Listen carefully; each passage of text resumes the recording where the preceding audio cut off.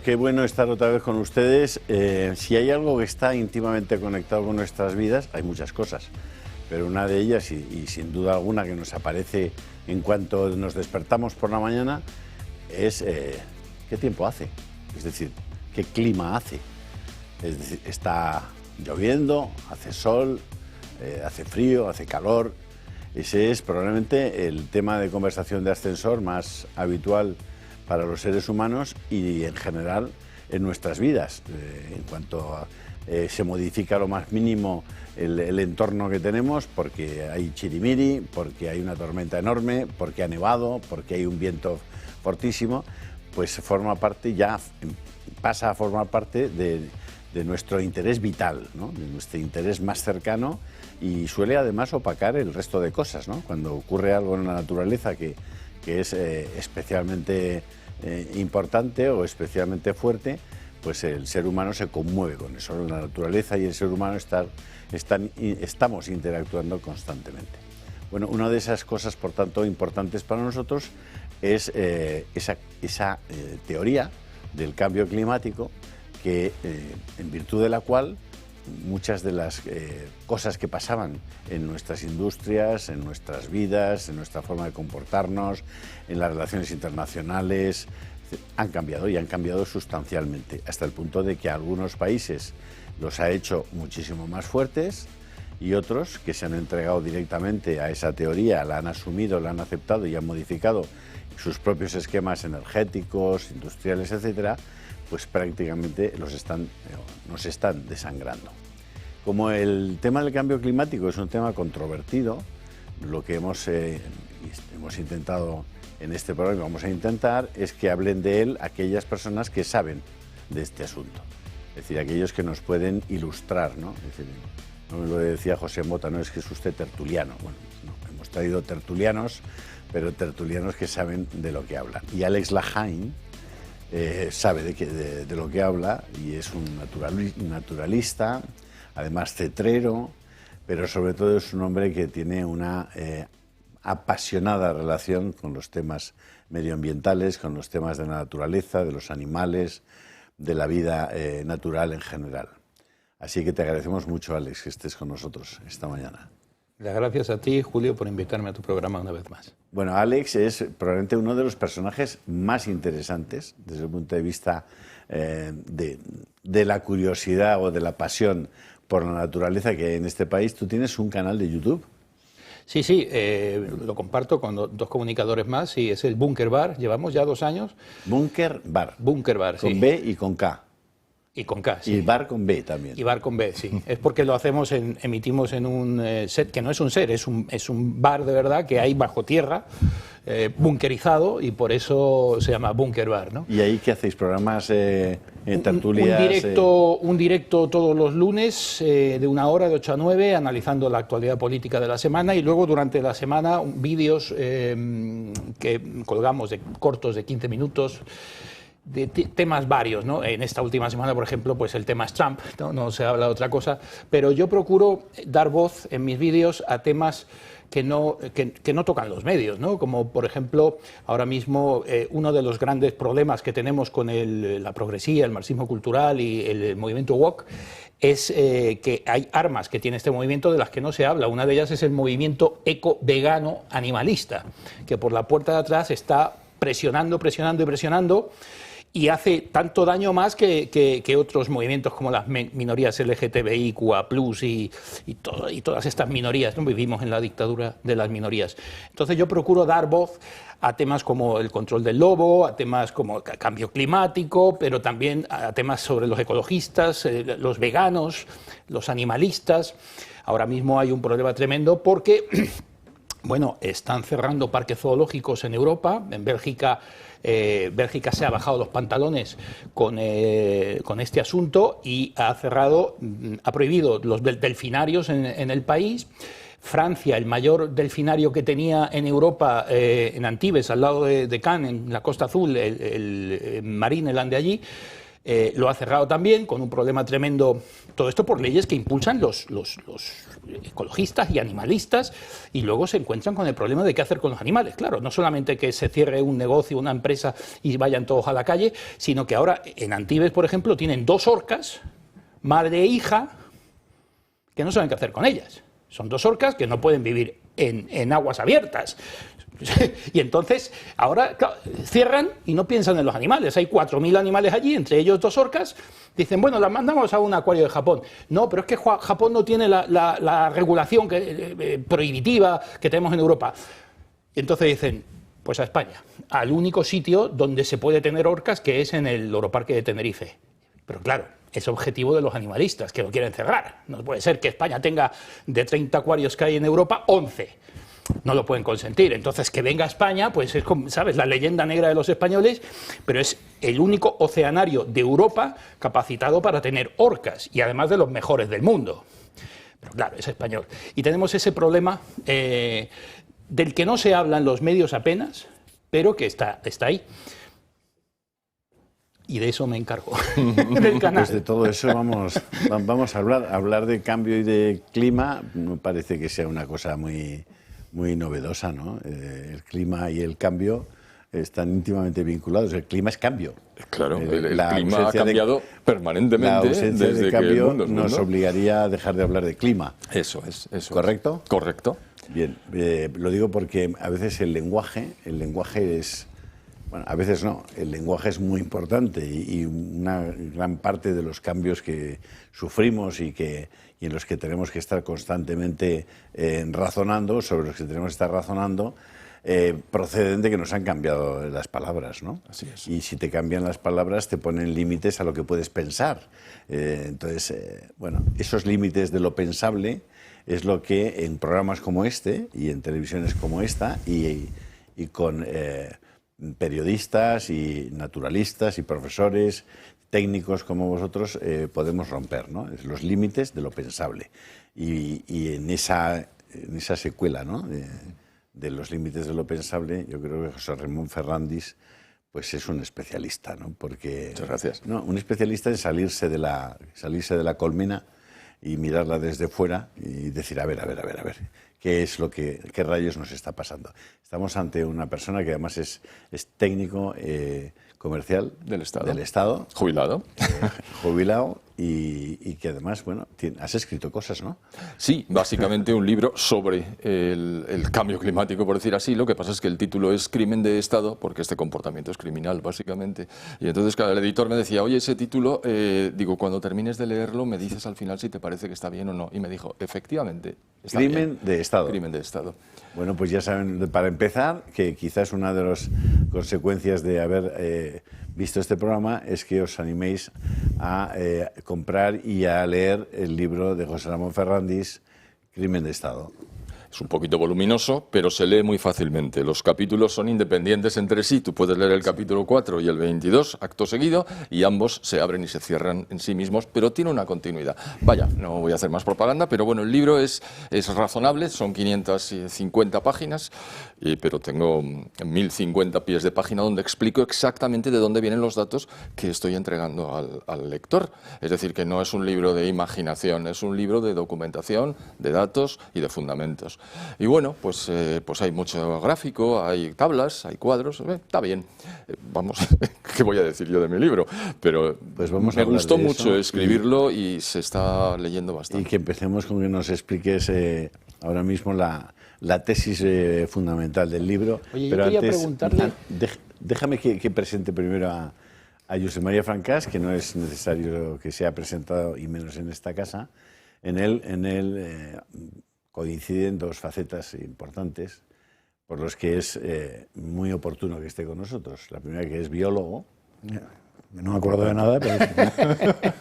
Bueno, no nos acordamos de casi nada, pero es lo suficiente como para, ¿no?, ese suelo, ¿no?, que nos ha quedado de sentido común y el razonamiento y la lógica, ¿no? Pues era eso. La lógica y la biología, Josep María. Sí, yo sí quería añadir algo precisamente eso, que soy biólogo, pero también diré, yo tuve la suerte de estudiar ecología, porque aunque los políticos no lo sepan, eso es una asignatura de la carrera de biología, no es una asignatura de la carrera de filosofía, ni de nada, ¿no? Y tuve la suerte de estudiar con un profesor que se llamaba Ramón Margalef, que los que lo conocen saben que es el padre de la ecología española, y en cambio no me dio clases Greta Thunberg, que es la que ha dado clase a todos los ecologistas de oferta que hay ahora en el mundo. O sea, a los de Podemos y esos les ha dado clase a la Greta, a mí me dio clase el otro. También diré que la ecología, si hay una ciencia es complicada, difícil de entender y de estudiar, es la ecología. Para mí fue la asignatura más complicada de la carrera. Tanto es así que me considero que no sé nada. Porque la gente se cree que ecología es hablar de bichitos y del sol, y no tiene nada que ver. O sea, la ecología es pura física, química y matemáticas. Y además a un nivel no habitual. Las matemáticas no son matemáticas de sumar y restar, son como mínimo de diferenciales. O sea, es una cosa súper. También es verdad que tengo un problema, porque yo desde hace tiempo, como no sé nada, me nutro de 3 cabezas. Y de las 3 cabezas, 2 están aquí. Con lo cual me dedicaré a decir poco y más bien a preguntar, porque les he entrevistado a los 2 para esto, y el otro es Fernando López Mirones, que es otra de mis fuentes originales, que los 2 conocen perfectamente, y claro, yo me baso en ellos siempre, todo lo que digo, con lo cual ya digo que aquí preguntaré. Pero sí que me quedó una idea, que es la única que lanzaré al principio, que es que de la misma manera que el hombre es tan natural como lo es la hormiga. Creo que es importante explicar eso para la gente de la calle. De manera que cuando el hombre hace un rascacielos, es tan natural como un hormiguero. Creo que es importante situar eso, porque si no, la ecología fuera del hombre es, ¿cómo se llama eso de fuera de tiesto? Pues ya no lo digo, pero se entiende, ¿no? Es muy importante eso que dices. Bueno, que creo que es básico, porque todos los ecologistas actuales prescinden de lo... O sea, el hombre es el ser a machacar. Y no se dan cuenta que es el ser justo que puede privilegiar todo y puede organizar todo. Exacto, hay un movimiento, en todo el movimiento woke hay un pozo ideológico que es el antihumanismo y que tiende a considerar al ser humano como un alienígena, un paracaídas que llegó al planeta sin contar con la evolución, ¿no? Y que por lo tanto es maligno, es nefasto, es negativo para Gaia, para el planeta Tierra, y que el mundo, el planeta en sí viviría mucho mejor sin humanos.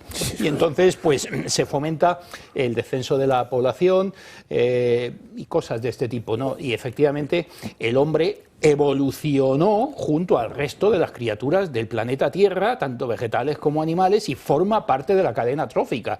Y el hormiguero y el rascacielos es una comparación muy acertada, totalmente. Sí.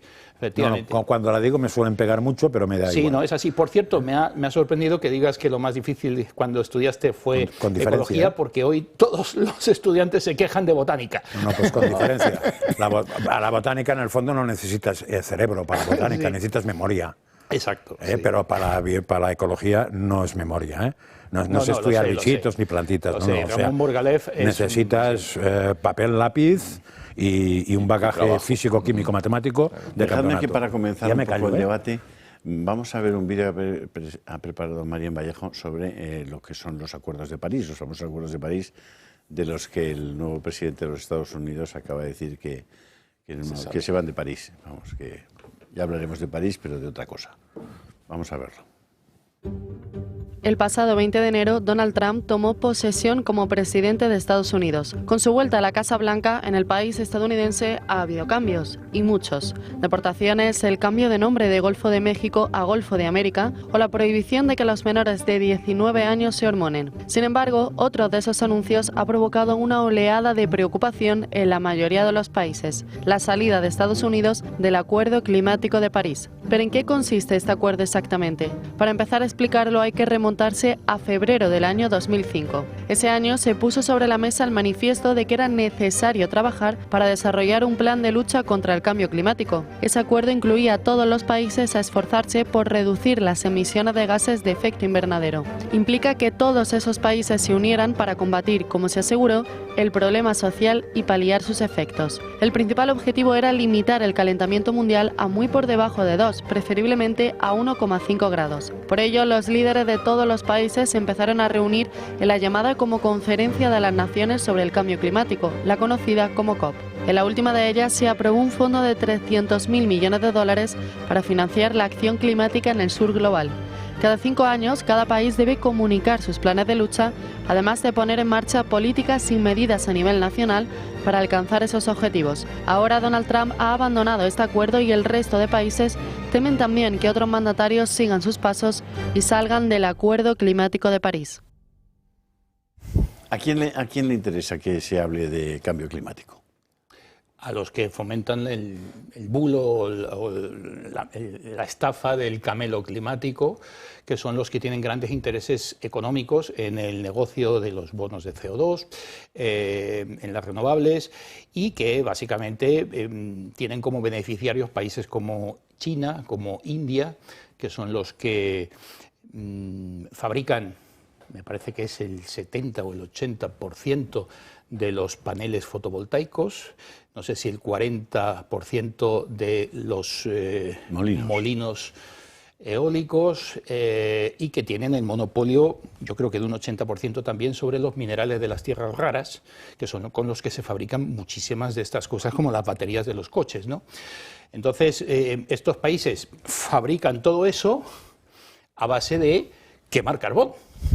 Entonces, son los mayores emisores, teóricamente, de CO2, que, por supuesto, lo has dicho muy bien antes, la teoría del cambio climático. Esto es una teoría, o sea, lo de los gases de efecto invernadero no deja de ser, desde que Svante Arrhenius descubrió los gases de efecto invernadero, un sueco, por cierto, pariente de Greta Thunberg.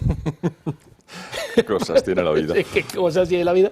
Bueno, pues desde que este hombre, premio Nobel, descubrió los 5 gases de efecto invernadero y dijo que podían aumentar la temperatura, dijo podían, no dijo que fuera cierto, pues a partir de ahí se ha dado por válida una teoría que no está demostrada en absoluto. Es decir, que sean responsables el CO2 y el metano de un sobrecalentamiento global, ahora mal llamado cambio climático, porque claro, como se daban cuenta de que no íbamos al calor precisamente, sino que vamos camino al frío, dijeron, no sé, esto todo el cambio climático no casa bien con el relato, vamos a cambiar el nombre, ahora es emergencia climática, etcétera, que es mucho mejor. Es como lo que decía José Ramón en otro programa de ahora vamos a llamarlo Dana en vez de Riada y Gota Fría, porque parece algo novedoso.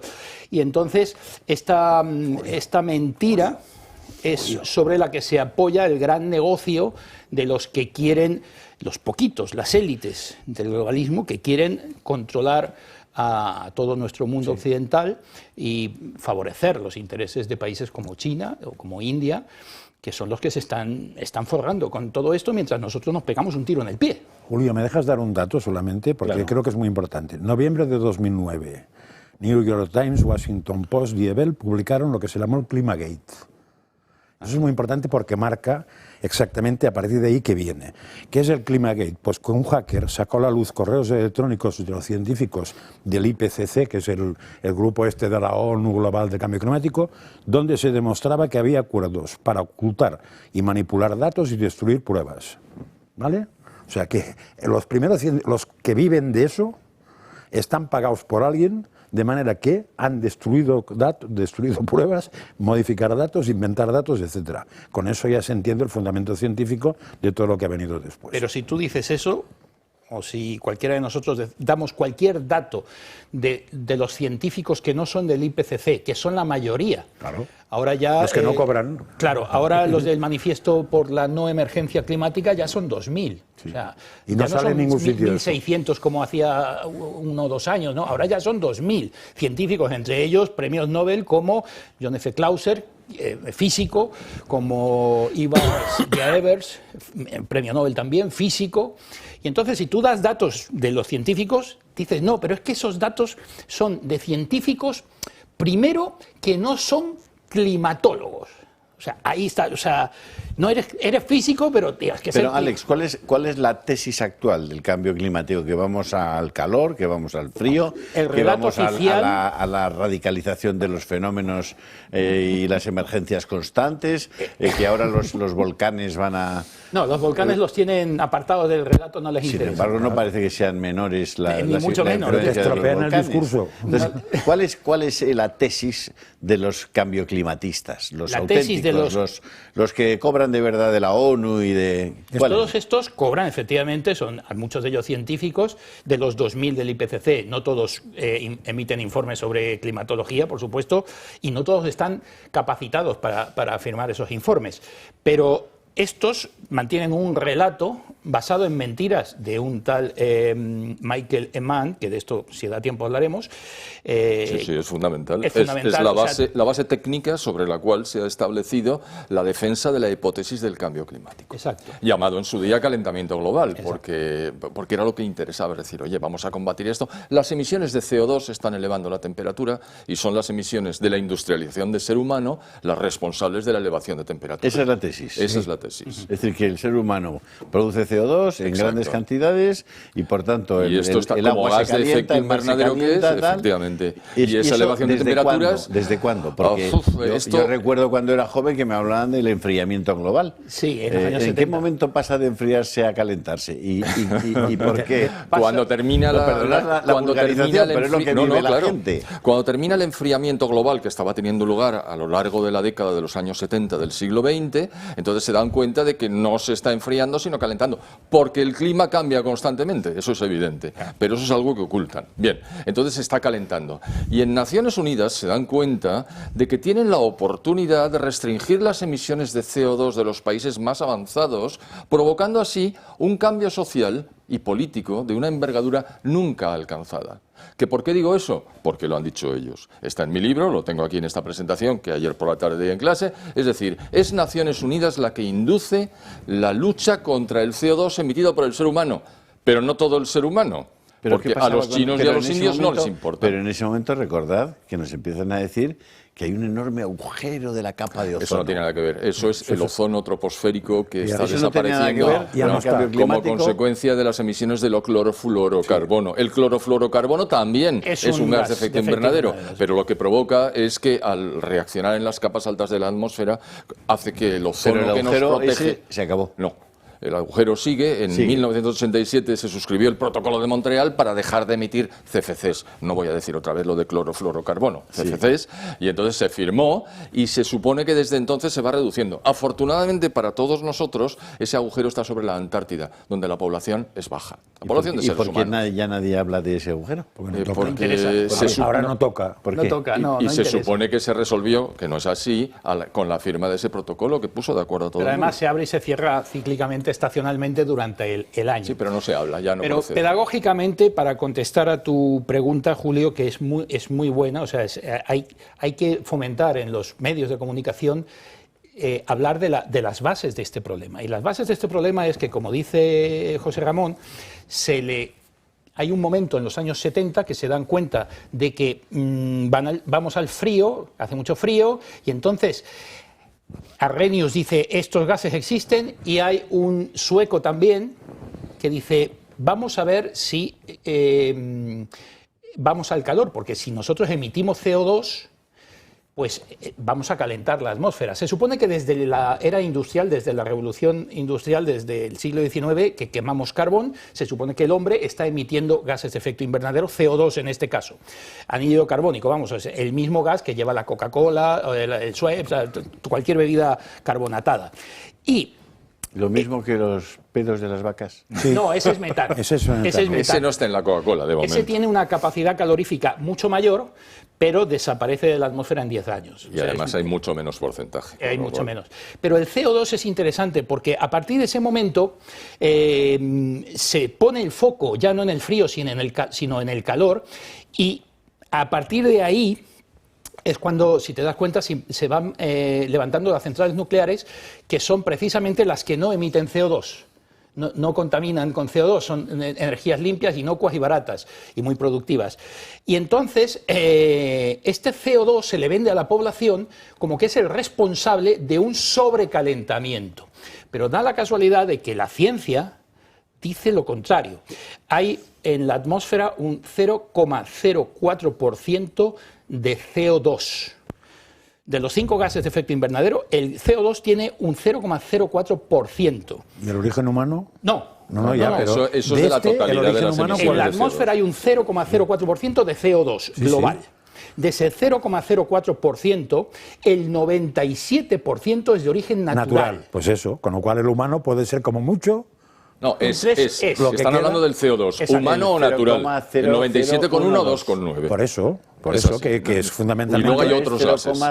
Por eso, pero que lo que nos intentan vender es que la culpa de la cantidad de CO2 es de origen humano. Antropogénico. Por tanto, todo lo que es el cambio climático, llámese calentamiento, enfriamiento o menopausia mental del clima, es de origen antropogénico. Exacto. Y por tanto, lo que hay que hacer es machacar al antropogénico que somos nosotros, Exacto. que somos los hombres. Exacto. Y entonces ya el primer dato es que es ridículo la proporción de CO2 que lanza el ser humano. Claro. Con lo cual, machacar al ser humano, a sus producciones, a toda su normalidad vivencial, que es la que sea, por culpa del CO2 que manda a la atmósfera, pues es una imbecilidad, porque cualquier volcán puede lanzar mucho más que el ser humano durante años y años y años. Y que sepa yo, la ONU no controla los volcanes, ni Pedro Sánchez, ni la Greta Zumbada. Ese es el tema. Exactamente. Es el tema callejero. Es un 3%, científicamente lo dirán ellos. Un 3% sería un elemento traza. O sea, ni siquiera a un niño de parvulitos se le ocurre pensar que ese porcentaje es capaz de modificar el clima, suponiendo, que es mucho suponer, que el ser humano sea capaz de modificar el clima. Porque hasta la fecha el clima solamente puede modificarlo el Sol, las órbitas terrestres alrededor del Sol, la radiación cósmica y el vapor de agua. Sí. El vapor de agua es el quinto gas de efecto invernadero y es el más abundante sobre el planeta. El agua tiene 3 estados, sólido, líquido y gaseoso. De manera natural, además. De manera natural. Todo él es natural. Ahí sí que no hay separación o discriminación. Bueno, pero es que el H2O en forma de vapor es el 95% del total de los gases de efecto invernadero. Y menos mal, ¿no? Y el 3,7 es el CO2. Y luego también están el metano, los clorofluorocarbonos y el óxido nitroso. Ya están todos ahí. Entonces, el verdaderamente importante, que además tiene más capacidad de calentamiento que el CO2, aunque menos que el metano, es el vapor de agua. Por eso dicen que el ciclo del agua es el que gestiona los cambios en el clima.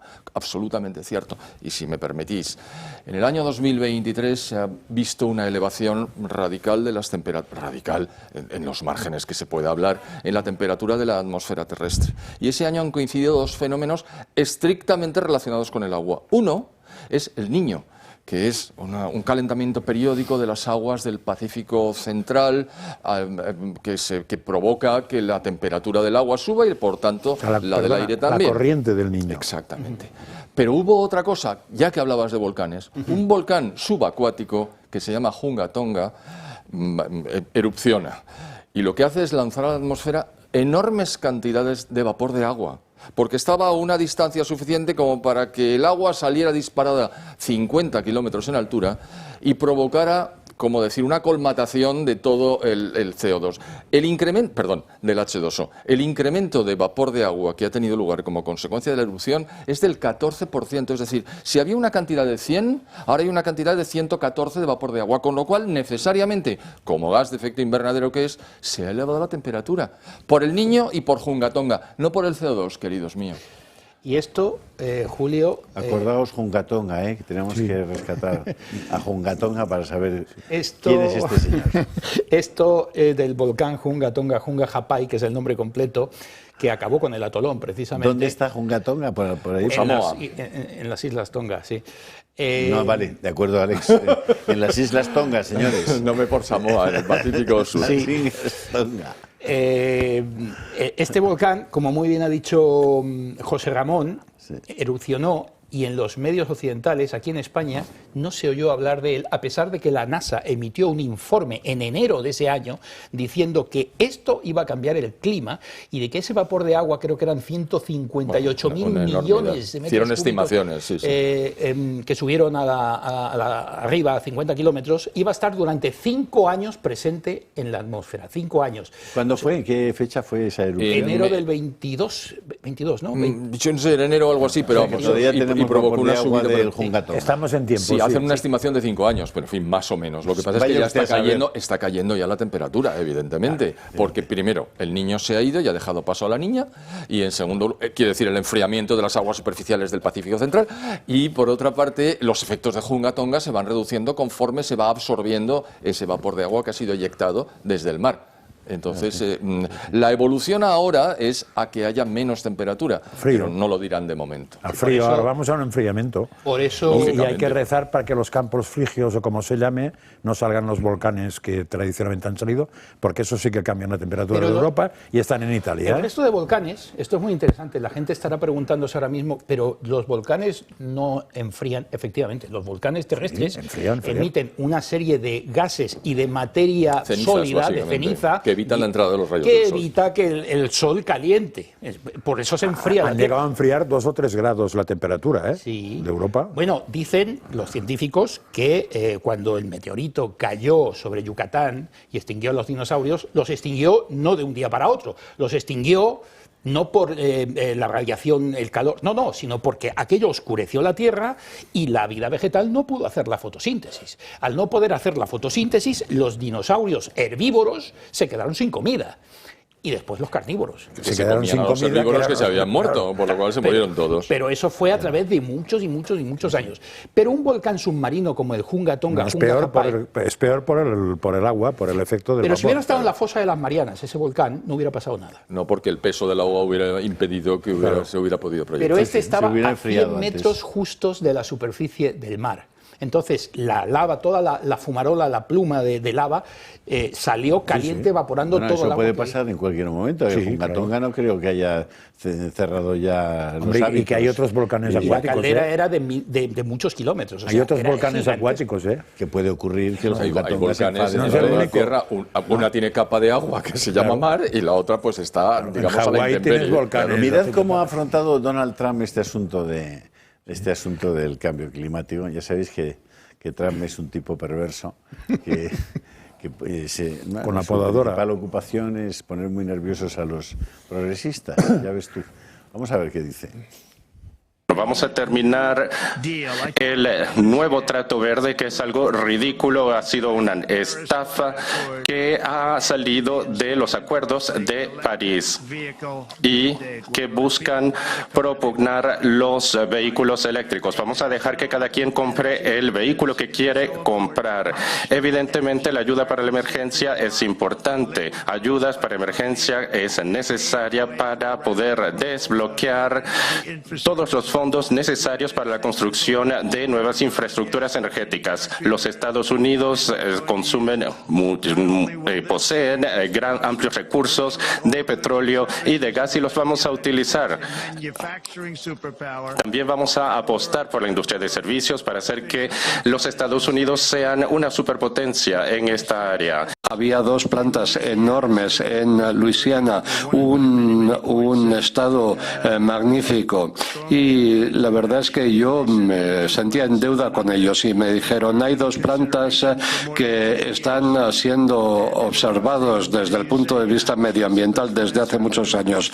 Son plantas costosísimas que cuestan como 12.000 millones o 14 o 15.000 millones, pero no podían obtener permisos, estaban bajo el ojo de la supervisión desde hace 10 años de los supervisores, y dije: esto es ridículo. Yo sé mucho de esto porque yo he pasado por esta experiencia en la industria de la construcción, pero vi los proyectos y estamos hablando de una inversión total de 25 o 30.000 millones de dólares, y parece ser que se iba a ir al traste porque no se les otorgaban los permisos, y yo lo logré en menos de una semana. Vamos a construir instalaciones de generación eléctrica. Bueno, ellas van a construirlas, pero yo voy a lograr la aprobación bajo la declaración de emergencia energética.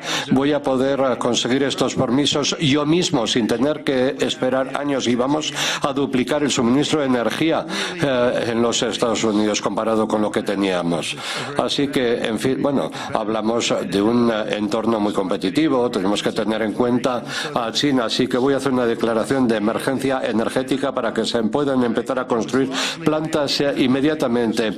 Y esta era mi idea original, porque nadie pensaba que esto fuera posible, y no porque no fueran listos o porque fueran tontos, pero bueno, yo dije, bueno, pues la verdad es que vamos a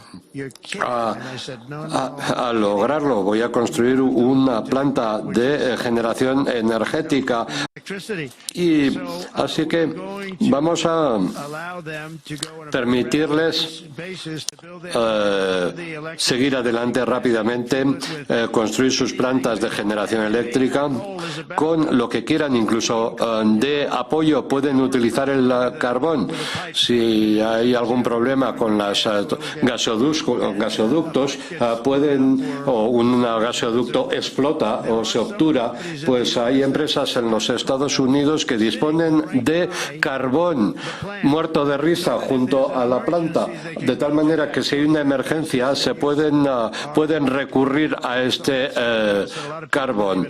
Y esto es algo que a nadie se le había ocurrido. Nadie puede destruir el carbón, ni el clima, ni una bomba, nada. Haciéndolo un poco más pequeño, dándole una forma ligeramente diferente, el carbón es un combustible eterno, seguro, fiable. Este señor Trump se caracteriza por decir las cosas que mucha gente piensa pero que no se atreven a decir. Además, lo hace con un lenguaje bastante sencillo, probablemente mejor que el que nos envía quien ha traducido esta intervención, pero lo hace de forma muy directa y muy clarita, ¿no? Y difícilmente rebatible, por favor. Nos vamos a ir a publicidad, pero antes os pido que, como esta es la única televisión del mundo que está soportada fundamentalmente por sus espectadores, no existe un caso parecido, pero existimos gracias a este club de amigos que conocéis, os pedimos que hagáis que seamos posibles y que debates como este sean posibles en libertad. Y eso no lo vamos a hacer con el apoyo de Repsol, ni con el apoyo del Gobierno de España, ni con el apoyo de la UNICEF. Lo vamos a hacer solo con el apoyo del Club de Amigos, que es el apoyo de personas libres que pretenden vivir en una democracia que sea tal porque haya una opinión pública libremente constituida. Así que esa llamada pues os la brindamos y os la agradecemos si lo hacéis, porque formaréis parte de una iniciativa televisiva, como no existe otra en el mundo, que se llama El Toro Televisión. Hasta ahora mismo y seguimos con el cambio climático. Don José Antonio Sáenz de Santa María Benedet. Hola, buenos días. Don José Antonio, dice José Ramón Ferrandis que eres un tío majo. Es que el señor Ferrandis es un amigo, no es objetivo. Seguro que sí, seguro que se puede ser amigo y objetivo. Bueno, vamos a dejarlo ahí. Sí. Don José Antonio, gracias por estar con nosotros. De nada, de nada. Un placer. No sé si ha estado escuchando algo del debate que estamos manteniendo y si tiene usted una primera intervención que hacer sobre lo que ha escuchado. Sí. Sobre cambio climático, bueno, mi intervención es que yo con otros coautores hemos escrito un libro sobre el tema. Este libro que hemos escrito se basa en nuestra indignación como geólogos.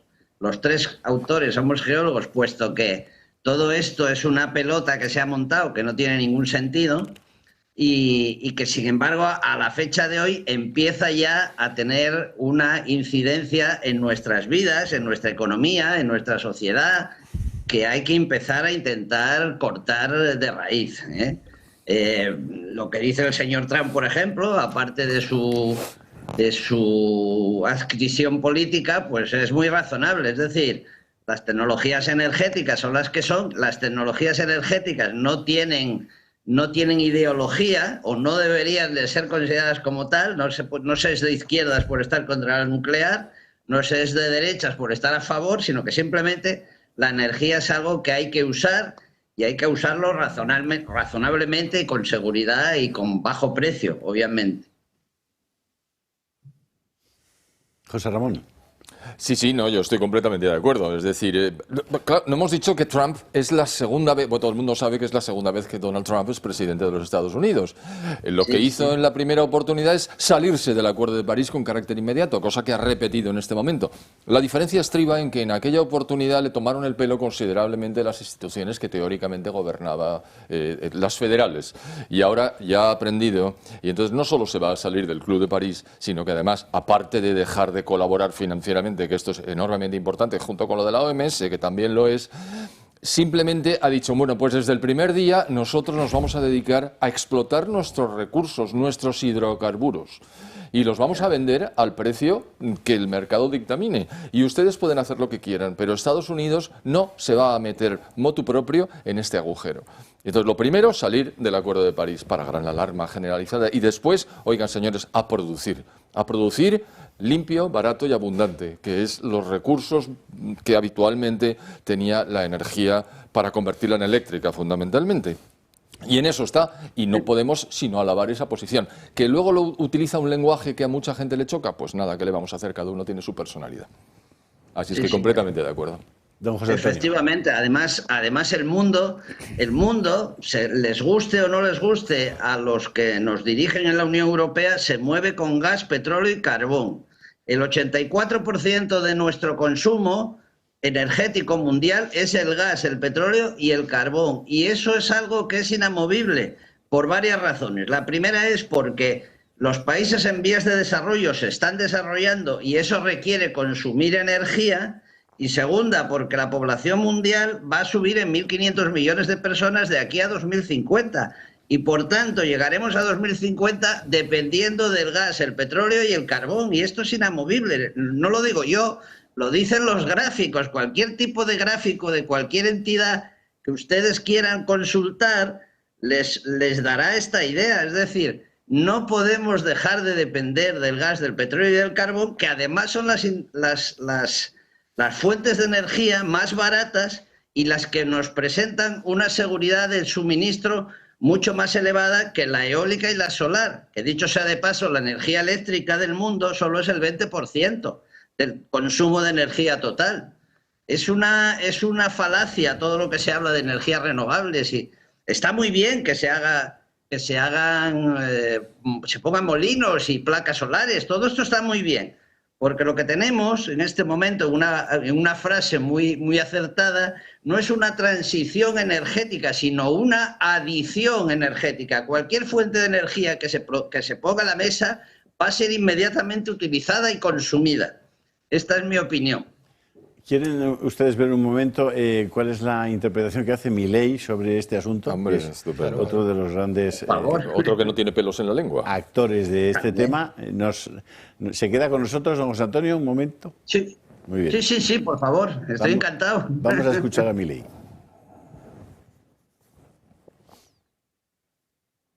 Feminismo, diversidad, inclusión, equidad, inmigración, aborto, ecologismo, ideología de género, entre otros, son cabezas de una misma criatura cuyo fin es justificar el avance del Estado mediante la apropiación y distorsión de causas nobles. El wokismo, además, se manifiesta en el siniestro ecologismo radical y la bandera del cambio climático. Conservar nuestro planeta para las futuras generaciones es cuestión de sentido común. Nadie quiere vivir en un basurero, pero nuevamente el wokismo se la arregló para pervertir esa idea elemental. De preservar el medio ambiente para el disfrute de los seres humanos, pasamos a un ambientalismo fanático donde los seres humanos somos un cáncer que debe ser eliminado y el desarrollo económico poco menos que un crimen contra la naturaleza. Sin embargo, cuando uno argumenta que la Tierra ha tenido ya 5 ciclos de cambios bruscos de temperatura y que en 4 de ellos el hombre ni existía, nos tildan de terraplanistas para desacreditar nuestras ideas, sin importar que la ciencia y los datos estén de nuestro lado. No es casualidad que estos mismos sean los principales promotores de la agenda sanguinaria y asesina del aborto. Una agenda diseñada a partir de las premisas malthusianas de que la superpoblación va a destruir a la Tierra y por lo tanto debemos implementar algún mecanismo de control poblacional. De hecho, esto ha sido ya llevado tan al extremo que hoy en el planeta se está empezando a convertir en un problema la tasa de crecimiento de la población. Vaya tarea que se mandaron con estas aberraciones del aborto. Y además, el wokismo pretende secuestrar nuestro futuro, porque al dominar las cátedras de las universidades más prestigiosas del mundo, está formando las élites de nuestros países para impugnar y negar la cultura, las ideas y los valores que nos hicieron grandes, lesionando aún más nuestro tejido social. ¿Qué nos queda para el futuro si estamos enseñándoles a nuestros jóvenes a sentir vergüenza por nuestro pasado?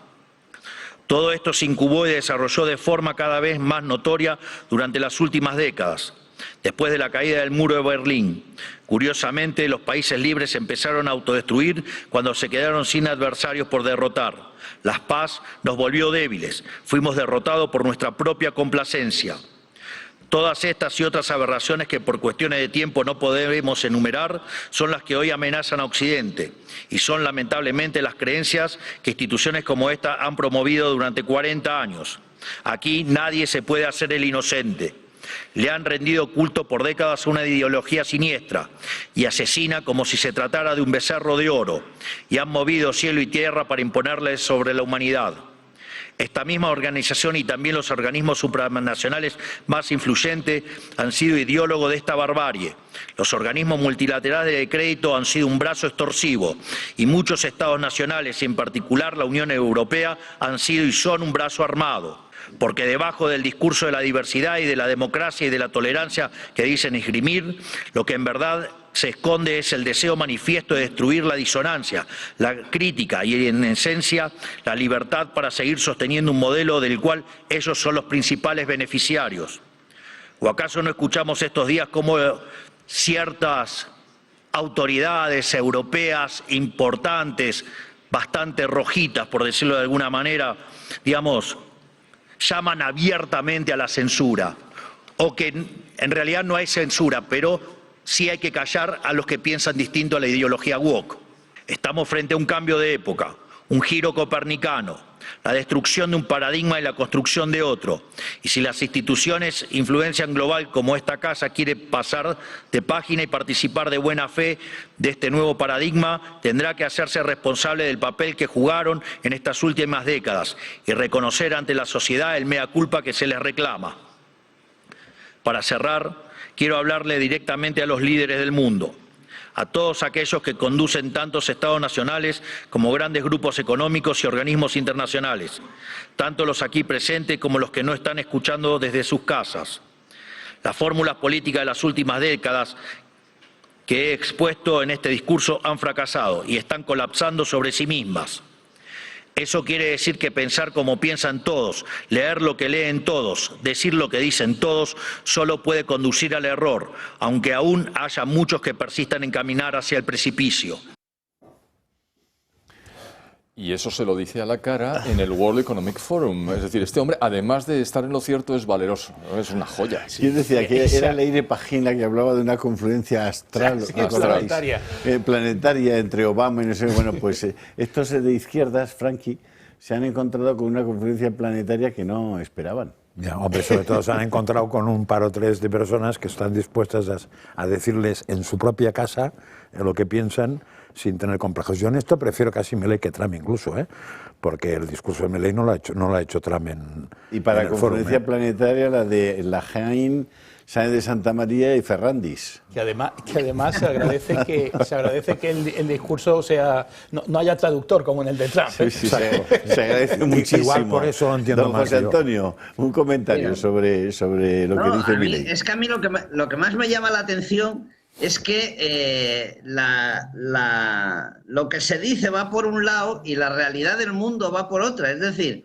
en la Unión Europea estamos empeñados en cargarnos nuestro sistema productivo, el sistema energético, el sistema de construcción de automóviles, etcétera, etcétera, y por el tema del cambio climático y la emisión de CO2, nosotros emitimos el 9% de todo el CO2 que se emite en el mundo, España el 0,7%, y sin embargo los grandes países, Estados Unidos el 25%, China el 35%, la India el 10%, etcétera, etcétera, van haciendo su camino sin pensar en este tema del CO2, que dicho de paso, el calentamiento global no tiene nada que ver con el CO2, más bien tiene que ver con el vapor de agua, creo que lo han dicho antes, y por otro lado hay que decir que este ciclo de calentamiento global es el último, en el último millón de años ha habido 9 ciclos de calentamiento global y su correspondiente enfriamiento, y va a seguir así porque no tiene nada que ver con el CO2.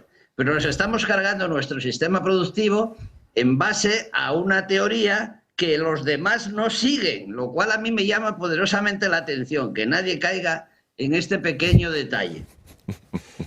La verdad, es que, dicho sea de paso, la verdad tiene difícil camino para abrirse paso, porque por mucho que lo diga el profesor Sáenz de Santamaría, José Ramón Ferrandis o tantos otros premios Nobel, la censura evita que los que saben vayan a un plató de televisión a hablar directamente a cámara de estas cosas. Este canal es independiente y por eso puede hacerlo, pero está por ver que el profesor de Santamaría, José Ramón Ferrandis, Javier del Valle o tantos otros los inviten a un programa de televisión, salvo uno que hay ahora mismo en una cadena generalista en el cual yo intervengo y... no, di el nombre, porque le tenemos mucha admiración, además. Horizonte. Iker Jiménez es el único que a día de hoy, con el apoyo de la cadena, curiosamente, debido a la máxima publicidad que tiene el programa, todas las empresas quieren anunciarse ahí, apoya a Iker Jiménez. Iker Jiménez tiene prácticamente luz verde para atraer a casi todo el mundo, sea del discurso oficial o del contrario. Y entonces sienta en la mesa a gente como, tú no has ido todavía, pero Javier del Valle ha estado allí. Javier del Valle es otro de los pesos pesados que habla de estas cosas, o el profesor Sáenz de Santamaría podría ir a Horizonte, pero ninguna otra cadena se atreve a hablar de la verdad. Y la verdad es que acaba de salir publicado hace unas semanas un estudio en Science, un estudio multidisciplinar que tumba el relato oficial y dice, tengo los datos aquí, que la temperatura de la Tierra durante los últimos 485 millones de años, ahí es nada,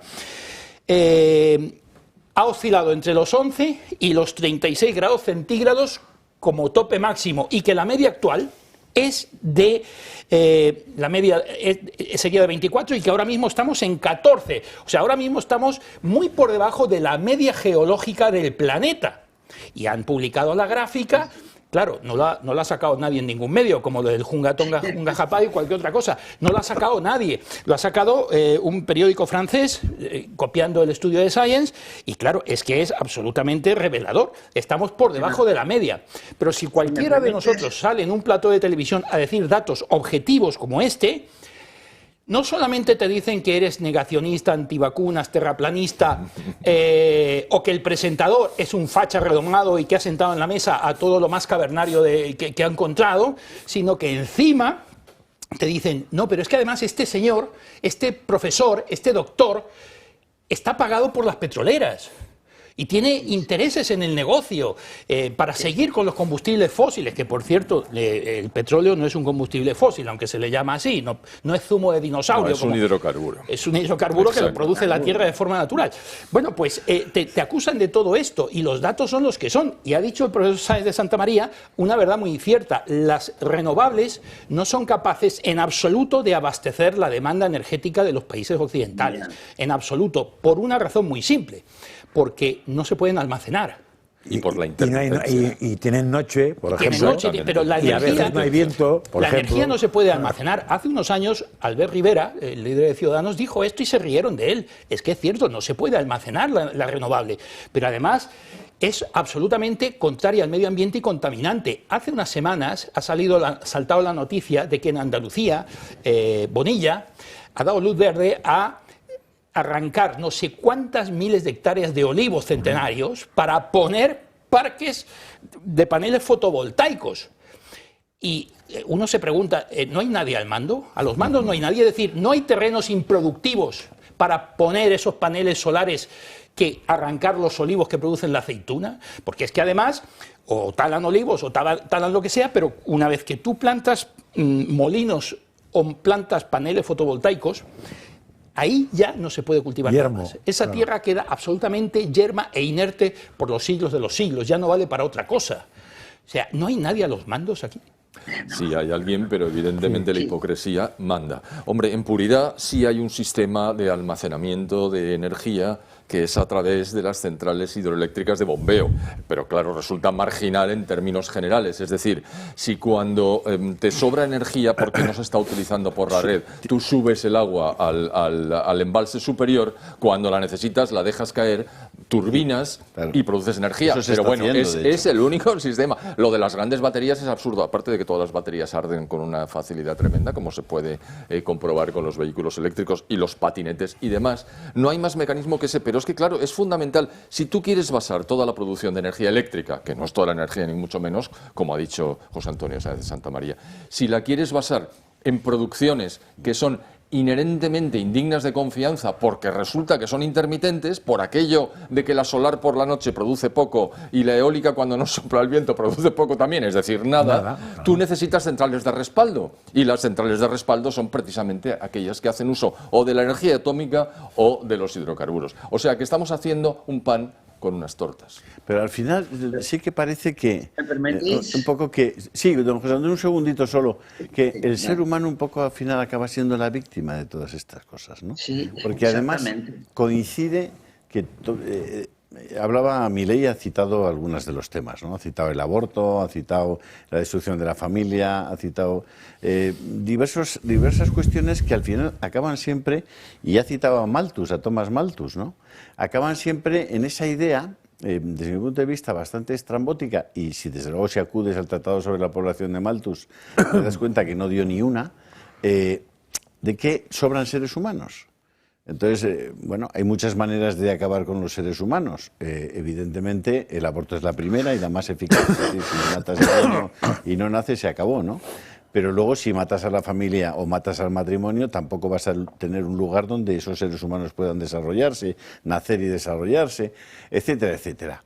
Bueno, Malthus, en ese tratado sobre la población, yo creo que es de principios del 19, 1800, 1810, él afirmaba y aseguraba que cada 25 años se duplicaba la población. Esa es su tesis fundamental. Dice, bueno, en 1800 efectivamente había 1.000 millones de personas más o menos en el mundo, y con la tesis de Malthus, en 1825 debía haber 2.000, en el 50 4.000, claro. En el 75 8.000. Bueno, en este momento deberíamos estar en el entorno de los 60.000 millones de habitantes, pero la realidad es que somos 8.000 millones. Pero hizo una proyección básica, tampoco se puede pretender. Bueno, pero él hizo una proyección básica en la que él, fundamentalmente, su tesis era la población se incrementa de forma geométrica y la capacidad de producir alimentos, subsistencia, es aritmética, con lo cual hay un momento en el que hay una separación absoluta, ¿no? Bueno, pues no dio ni una, o sea, no dio ni una. Bueno, al final de su vida, decidió poner de manifiesto que se había equivocado, y lo hizo, eso le honra. Sí, y luego ya se murió el hombre. Sí, efectivamente. Me he equivocado, se ha hecho los cálculos de manera adecuada. Pero es que resulta que hoy lo que funciona es el neomalthusianismo, que está basado sobre sus cálculos iniciales, que eran los erróneos.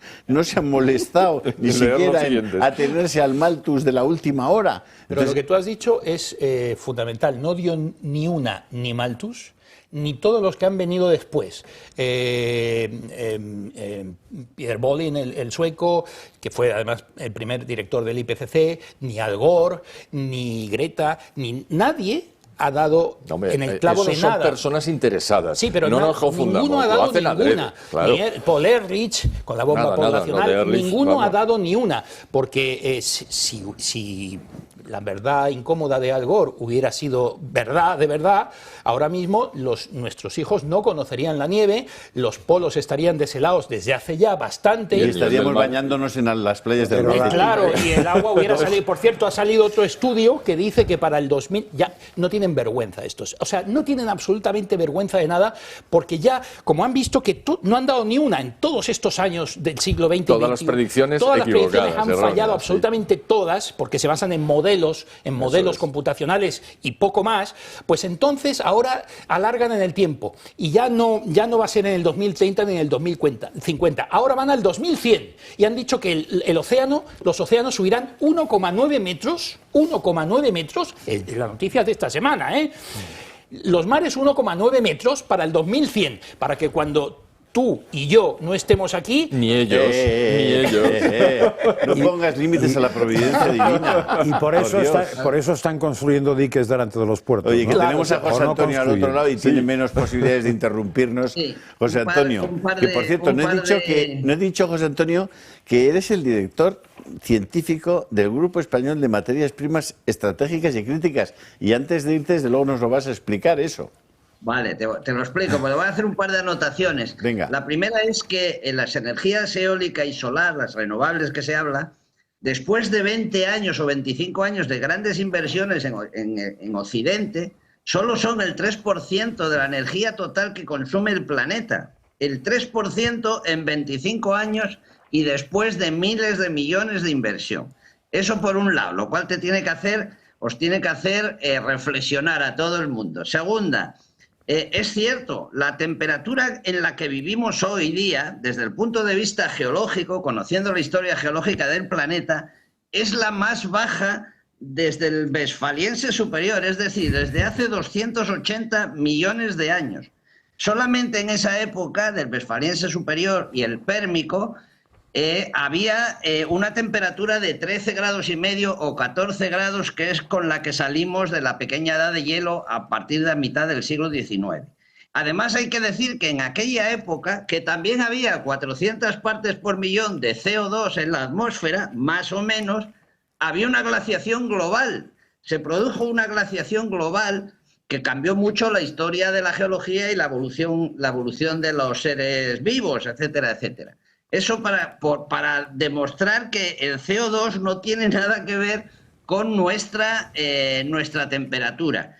Tercero, hablando de Cuatro y de Javier, Javier hizo una intervención fantástica, porque enseguida de la Dana de Valencia se empezó a hablar de que estas cosas se iban a producir mucho con el cambio climático. Bien, las últimas 24 riadas que se produjeron en Valencia desde 1321, que están registradas, se produjeron durante la pequeña edad de hielo. Es decir, al contrario, las danas más importantes que ha habido registradas se han producido en una época en que estábamos en periodo de enfriamiento. Después del máximo alto medieval, hubo 5 siglos, del 13 al 19, en los cuales la temperatura bajó muchísimo.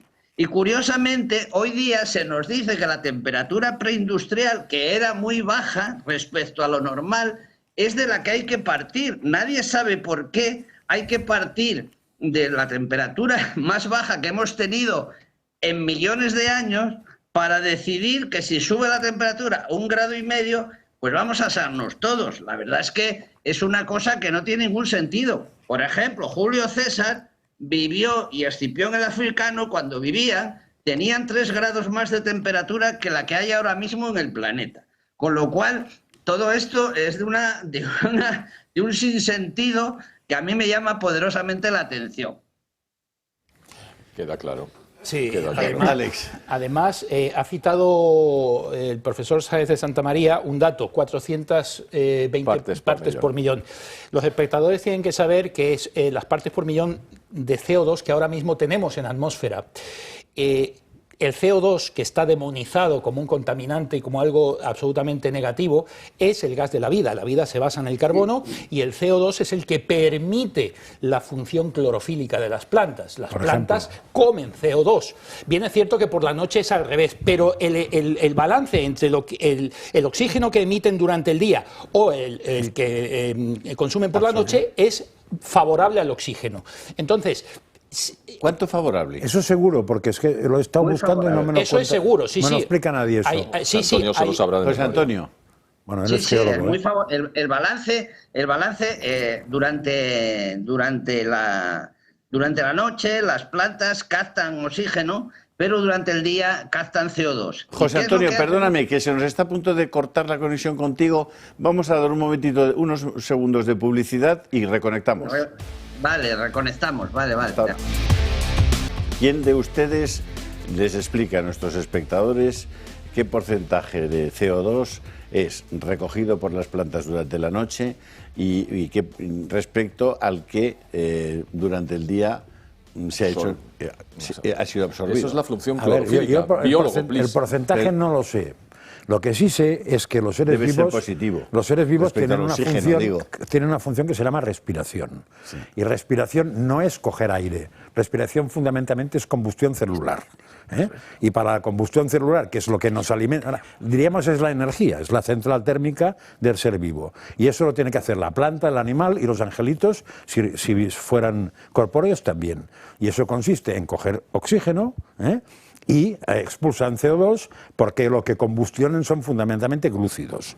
Podríamos explicar que los lípidos también, etcétera, pero fundamentalmente cogen una molécula de glúcidos, sí. la destrozan, sacan la energía y ahí sale el ATP y a partir de ahí tenemos la energía que vive un ser vivo. Claro. Pero las plantas tienen otra cosa que no tenemos nosotros, que es que son capaces de fabricar materia orgánica, es decir, esta que después quemas y te da energía, todo lo que comemos, en base a CO2.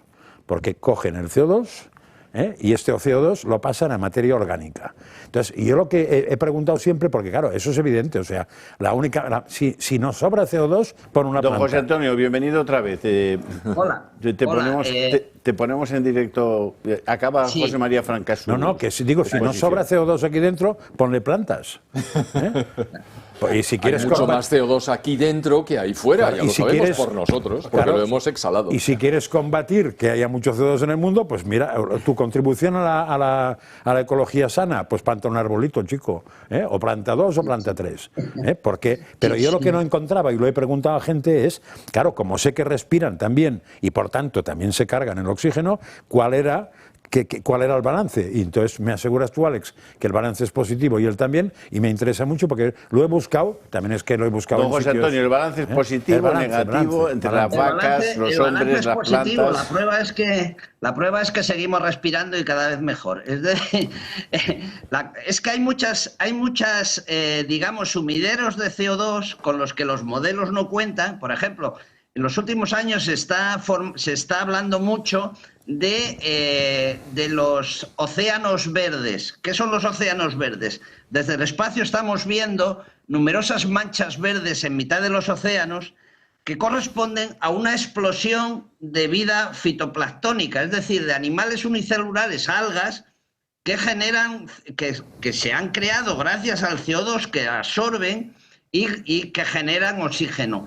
Por otro lado, se sabe desde principios del siglo XX que el mundo se está reverdeciendo, por decirlo así. Hay cada vez más vegetación que consume los excesos de CO2.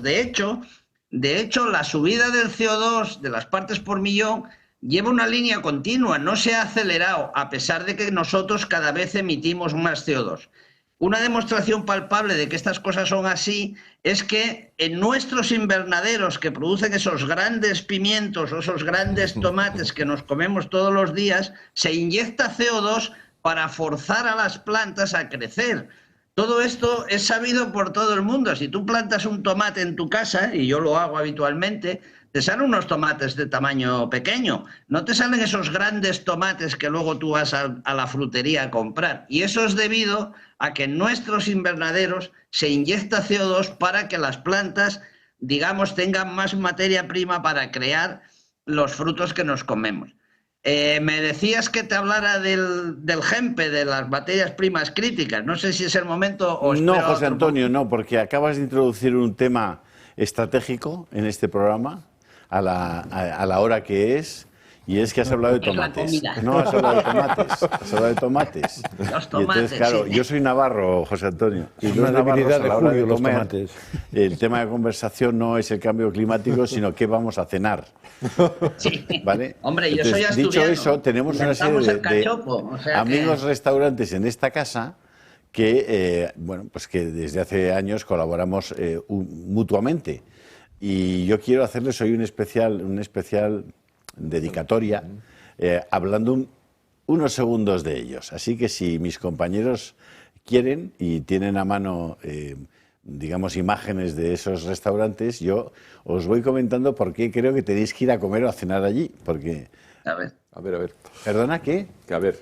Ha dicho que a ver. A ver. Vamos al restaurante Al Paseo, en Paseo de la Habana 65. Allí podéis encontrar, primero, la amabilidad personificada en las personas que están allí atendiendo el restaurante. Una terracita donde además te puedes fumar un puro, un cigarrillo, lo que te apetezca. Unos platos extraordinariamente preparados. Un lugar donde se puede aparcar facilísimo, porque además, especialmente en fin de semana, tenéis toda la zona para aparcar prácticamente limpia, etcétera, etcétera. Pero es que si tenéis niños pequeños, tenéis el restaurante del Torreón, en el Pardo, que bueno, ahí ya eso es una locura, porque tienen una zona para ver animales maravillosa, con cabras, cabritas, pavos reales, gallinas, cerditos, de todo. Y además tenéis una zona para que los niños jueguen, que es como un parque fantástico, con todo tipo de toboganes, de columpios, etcétera, etcétera. Pero es que además se come muy bien en el Torreón, así que os animo también que si os apetece, y con niños pequeños especialmente, vayáis al Torreón. Si ya os apetece una cosa más vasca, una buena brasa, un cogote de merluza, un rodaballo, unas alubias rojas, una carne de primera, etcétera, que también la tienen estos otros restaurantes. Pero en Illumbe, en Castellana 172, ahí tenéis a Raúl y a Javier Santamaría, que os atenderán. Y si decís en estos restaurantes que además sois del Club de Amigos del Toro Televisión, además seguro que os hacen un detalle especial o incluso un descuento. Y de otros restaurantes, bueno, Montes de Galicia, que no solamente tienen el mejor pulpo a feira que yo he comido en Madrid, en la calle Azcona 46, sino que tienes a padre e hijo encargados del restaurante, que son dos personas admirables, pero una cocina y una carta como no he visto prácticamente en Madrid. No sé si puedes tener del orden de 100 platos en la carta. Tienes absolutamente de todo, y todo riquísimo. En Montes de Galicia. No sé, me estoy dejando alguno, compañeros. De momento estás dejando los jugos gástricos de todos nosotros ya lo sé, a un nivel. Lo estoy haciendo a propósito. Queda al punto en Machu Picchu, que también es un lugar maravilloso, que es de los mismos propietarios que el paseo del Paseo de La Habana. Y bueno, yo creo que... Y el trato es exquisito también. Y el trato es exquisito también. El trato es exquisito. Y tiene unas doradas a la sal, o unas lubinas a la sal, los dos. Fantásticas. Fantásticas. Bueno, pues ya lo sabéis. En uno de estos nos veremos el fin de semana para comer, para cenar, para lo que os apetezca, porque además son amigos de esta casa y nosotros tratamos de, con nuestros amigos, pues ser amigos de ellos, claro, y hablar bien de ellos, porque lo hacen todos ellos muy bien. Si no, no estarían anunciándose en esta casa. Así que lo paséis bien si decidís a probar cualquiera de sus platos, que insisto, son estupendos. Y os lo dice un navarro. La palabra de navarro en temas gastronómicos. Y todo esto ha venido por el CO2 y los tomates. Y los tomates, claro, que nos decía José Antonio, claro que José sí. Antonio, muchísimas gracias. Nos has dado pie tomatero al... Muchas gracias a vosotros. Cualquier cosa, cualquier día... Hombre, no, que ibas a contarnos lo de las primas, materias primas, y tierras raras y todo esto. Uno de los problemas que tiene este tema del CO2, el cambio climático, las energías renovables para eliminar la emisión de CO2, es que todo esto depende de nuestra digitalización, nuestra electrificación, y todo esto depende de lo que llamamos las materias primas estratégicas y críticas. ¿Qué son estas materias? Pues son distintos elementos de la tabla periódica. Se habla habitualmente de las tierras raras, pero hay otros muchos que en el futuro va a ser difícil conseguir. ¿Por qué? Pues porque los países que los tienen no los quieren dar. Ejemplo, China. China ha prohibido exportar galio, germanio, grafito natural, antimonio y alguna cosa más. Bueno, bien, estos elementos se utilizan habitualmente en la industria. Por ejemplo, voy a poner un ejemplo, el europio. El neodimio. El neodimio es una tierra rara y esta tierra rara se utiliza para mezclarla con el acero para producir los imanes que van dentro de los molinos eólicos. Un imán que tenga neodimio produce 4 veces más potencia que un imán que no lo tiene. En el mundo se producen 29.000 toneladas de neodimio al año y a saber quién las produce, China, básicamente, que no es como muy amiguito de nuestro. Otro caso es el cobre. El cobre, que es una sustancia muy importante que todos conocemos y usamos en nuestros cables para electrificar, para llevar la energía eléctrica de un sitio a otro, resulta que con toda la electrificación hay que pasar de producir 10 millones de toneladas de cobre anuales que se producen hoy día a producir 40 millones dentro de 10 años. Esto es prácticamente imposible. Aunque hay cobre, el problema es que hay que investigar nuevas minas de cobre y ponerlas en producción.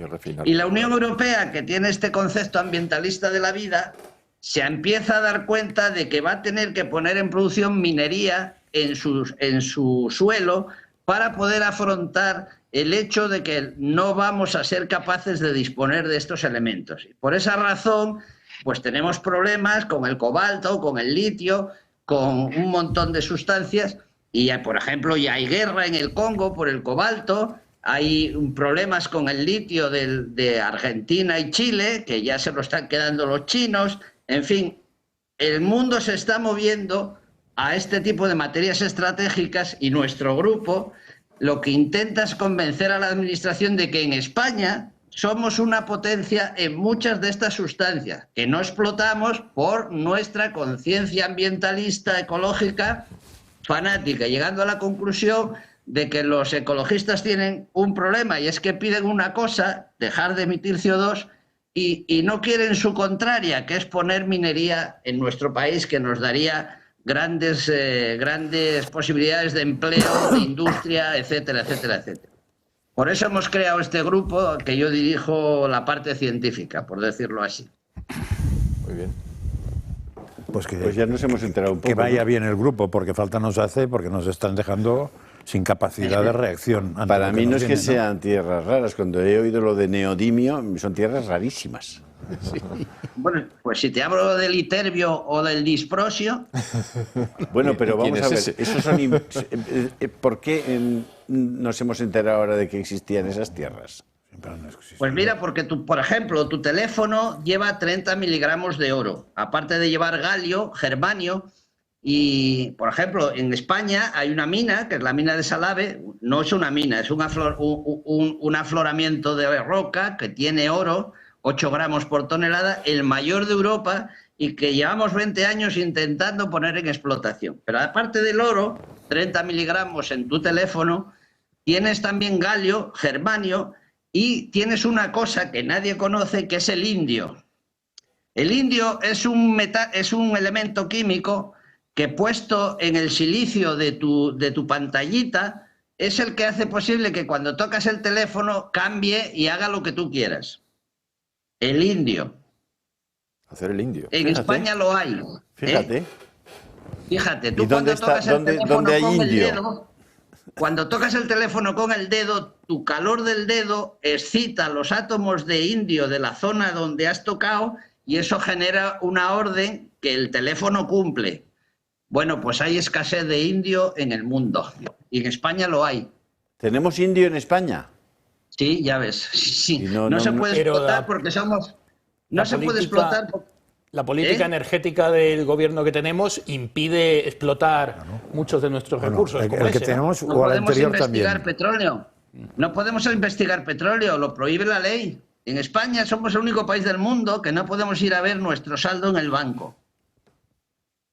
Por decirlo en términos coloquiales. Yo tengo una cuenta bancaria llena de petróleo o no, porque no lo sé, pero el gobierno de la nación no me deja ir al banco a mirar si tengo saldo o no tengo saldo, por ponerlo en términos coloquiales. Ya. No se puede explotar petróleo ni investigar, lo cual ya es el colmo, petróleo y gas en España, prohibido por la ley de cambio climático, no sé cómo la llaman. Bueno, esto es así.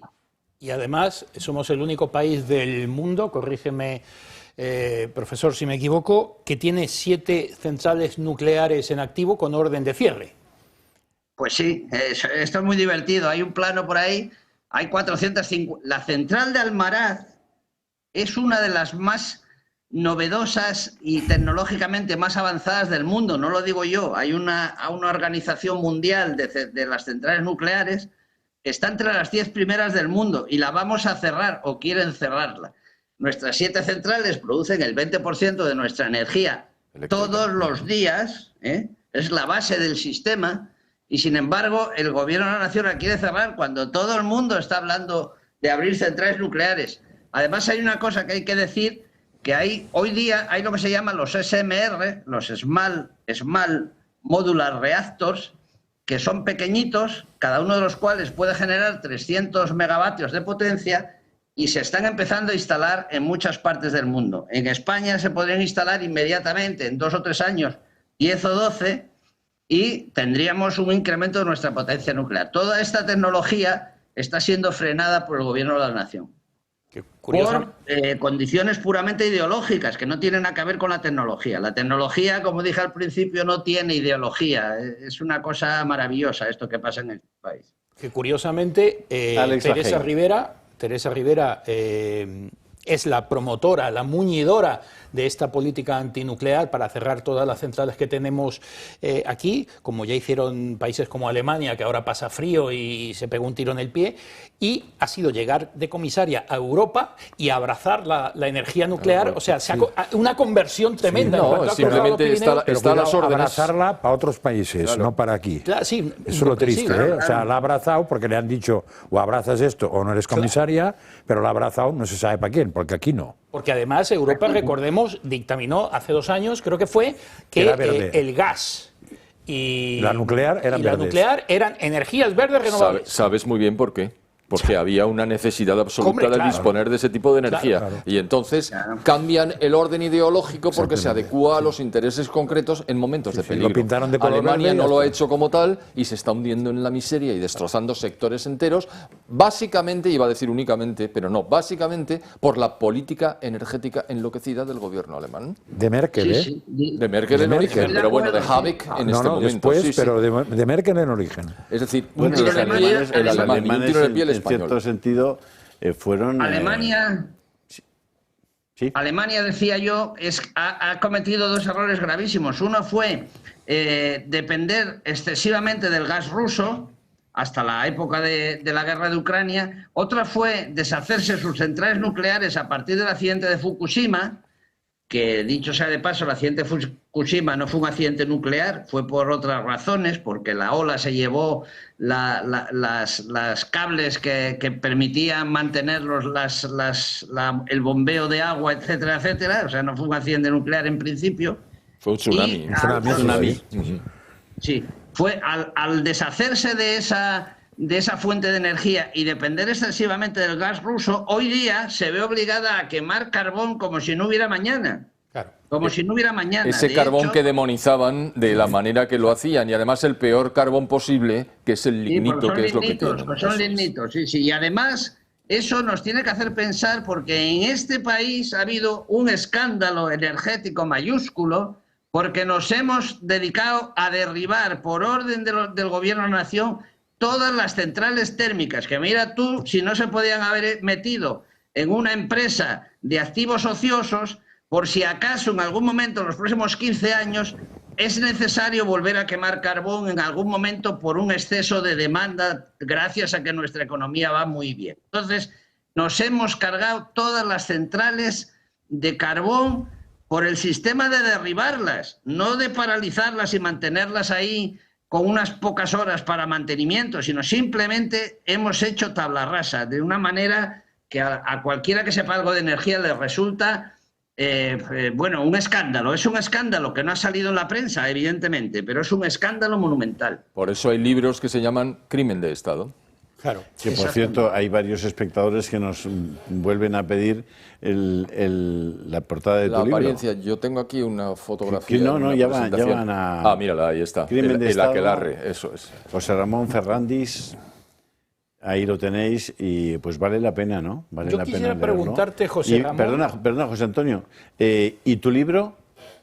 Mi libro se llama Cambios climáticos, en plural, para demostrar que en la historia geológica ha habido cambios climáticos a lo largo de toda la historia geológica y bueno, podéis encontrar, se está vendiendo, para mi sorpresa y la nuestra, se está vendiendo bastante bien. Está en Amazon, Cambios climáticos, Enrique Ortega Gironés, José Antonio Sá de Santa María y Stephen Ugli, que es un geólogo alemán.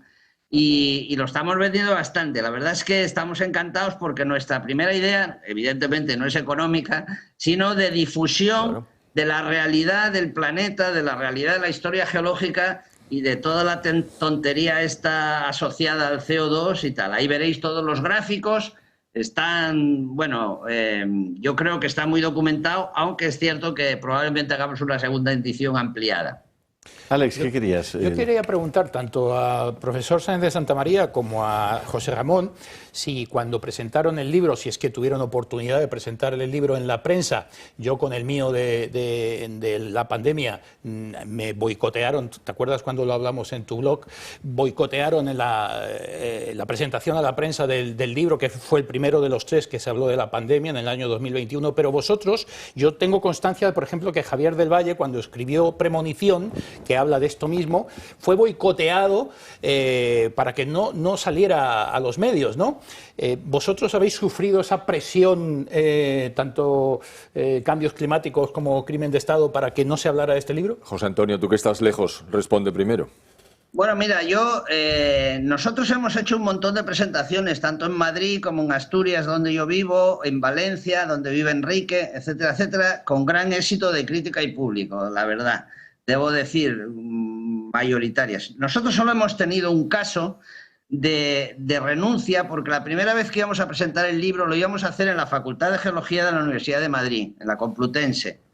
Y curiosamente nos empezaron a dar largas, así unas largas muy largas, muy, bueno, es que claro, es que fíjate tú, es que vete tú a saber, es que yo, en fin, y al final, como no somos tontos, ya estamos jubilados y sabemos de la vida, y digo, bueno, nada, pues quédate, señor decano, con tu facultad, tu carguito, y no te preocupes, que nosotros ya nos arreglamos por otro lado. Y a raíz de ahí, pues lo hemos presentado en Madrid, por ejemplo, sin ningún problema, en la asociación Pie en Pared y en el Ateneo de Madrid, donde hubo bastante discusión acerca del tema, que es lo que nosotros necesitamos. Lo que nosotros queremos es que se discuta el tema, no de eso de que hay un consenso de los científicos, pero ¿qué es esto del consenso en ciencia? No sé.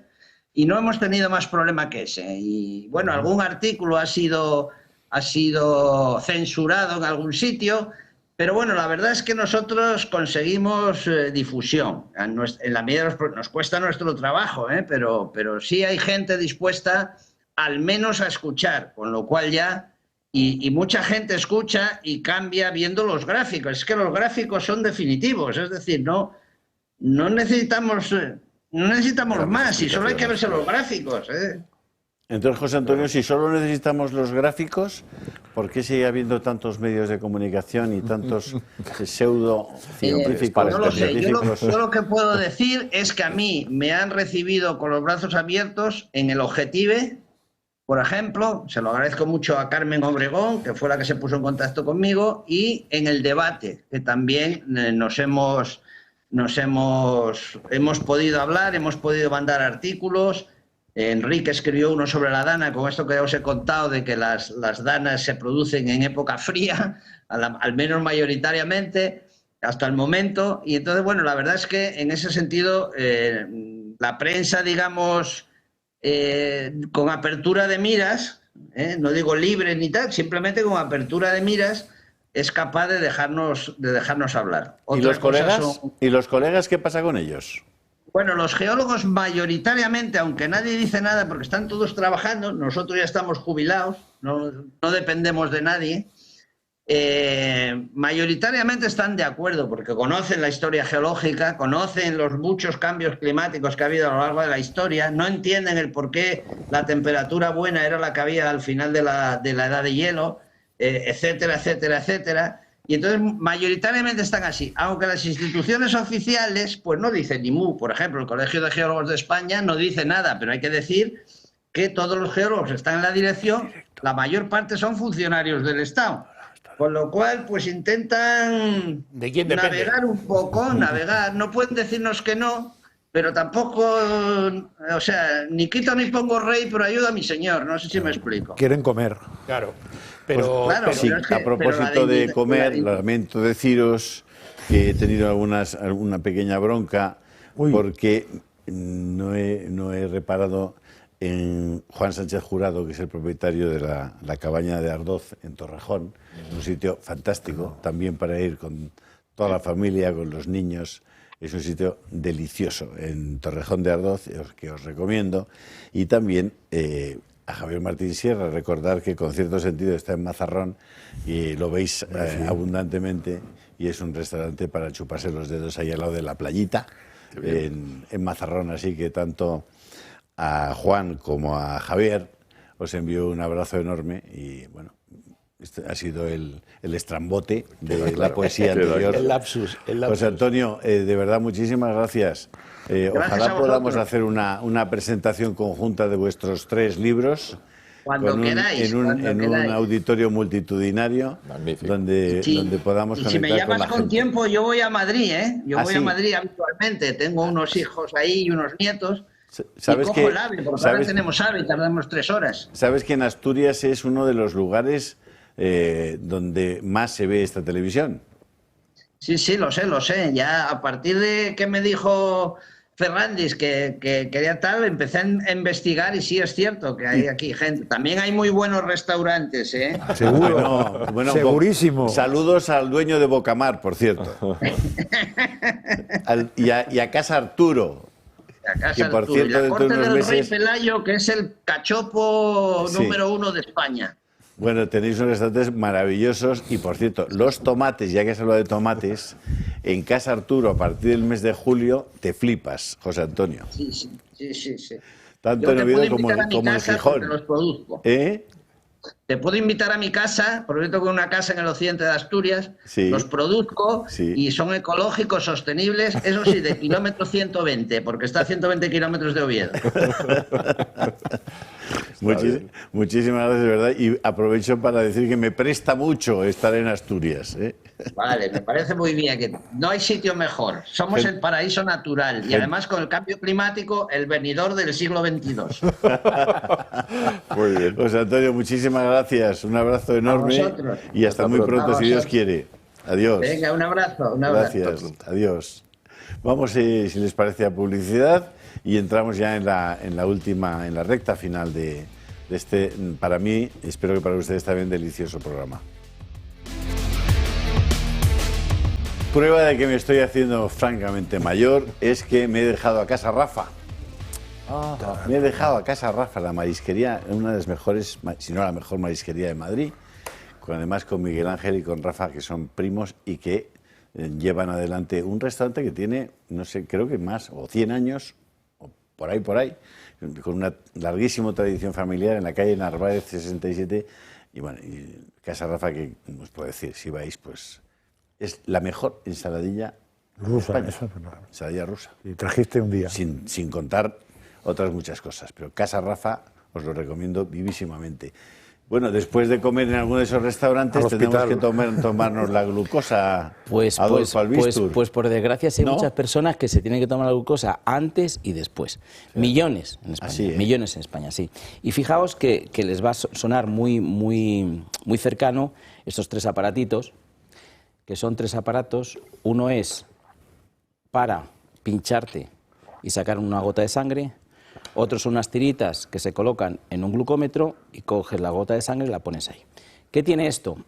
Hay que hacerlo, porque evidentemente si no te mides la glucosa, sobre todo las personas que tienen diabetes tipo 2 o prediabéticos, los tipo 1 es diferente, porque los tipo 1 tienen un control muy exhaustivo. Suelen llevar un parchecito que llevan aquí, que va controlado por el móvil, y entonces continuamente, porque son insulinodependientes y necesitan un control muy exhaustivo. Pero los tipo 2, prediabetes, personas que se quieren controlar sus picos de azúcar, tienen que hacer esto, ¿no? Bueno, pues en exclusiva, Julio, en exclusiva, en El Toro, en exclusiva.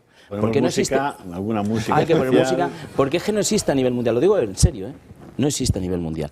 Este aparato es un glucómetro que se mide poniendo simplemente el dedo dentro.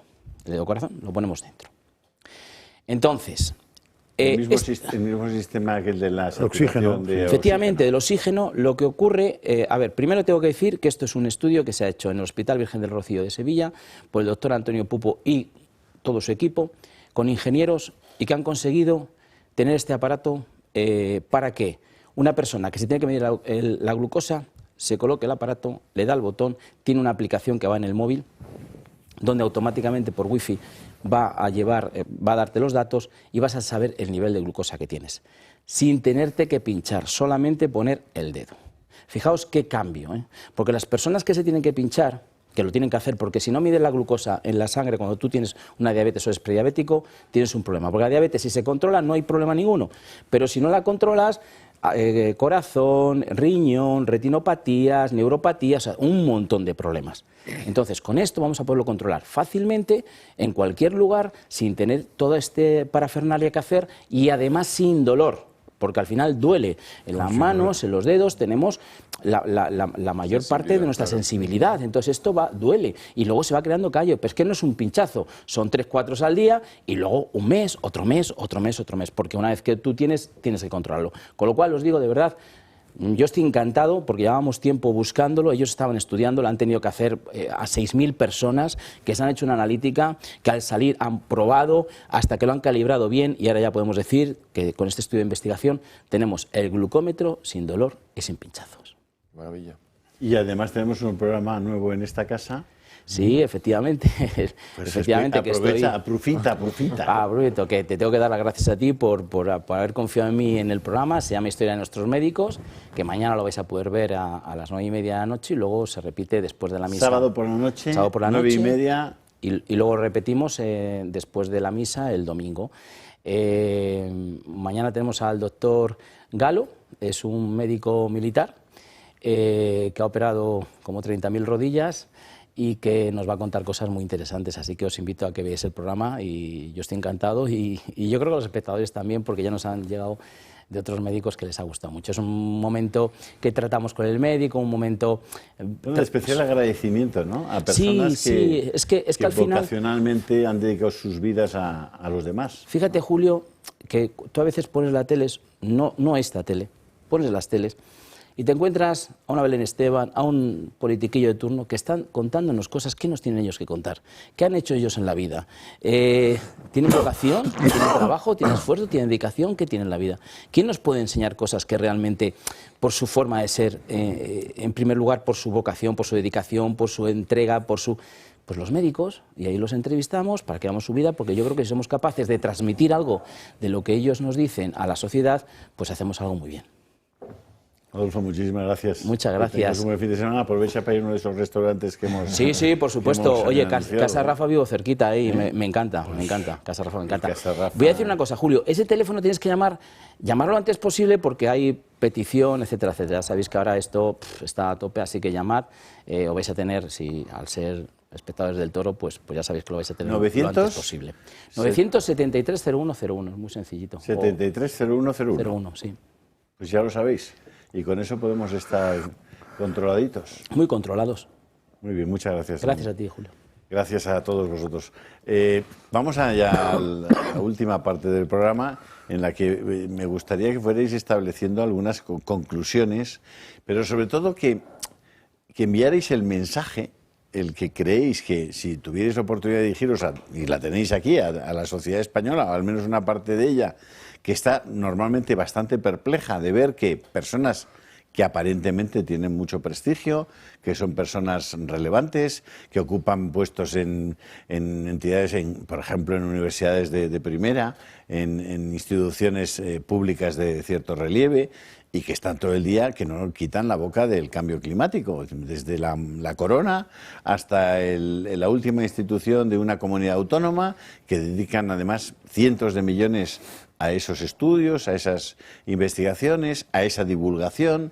Es decir, ¿cómo es posible que ocurra todo eso cuando existen elementos más que suficientes para poner en entredicho la tesis principal del asunto? Pues no sé, Alex. Si quieres empiezo yo. Sí. Ha acabado el profesor Sáenz de Santa María con una frase, la ha colado, que ha dicho: ¿qué es eso del consenso científico? El consenso científico no existe. Efectivamente, si existiera el consenso científico, la ciencia no avanzaría. Siempre hay que poner en duda cualquier hipótesis que se plantea. Entonces, el consenso científico que no existe, pues nos dice, y me gustaría que esta fuera la idea final que le quedara a nuestros espectadores, nos dice que el CO2 es malo, malísimo. Bueno, pues no es un contaminante, sino que es el que posibilita la vida en la Tierra. Nos están engañando, así que abran los ojos, porque ahora estamos en 420 o 440 partes por millón. 424, pero por debajo de 200 partes por millón la vida vegetal muere.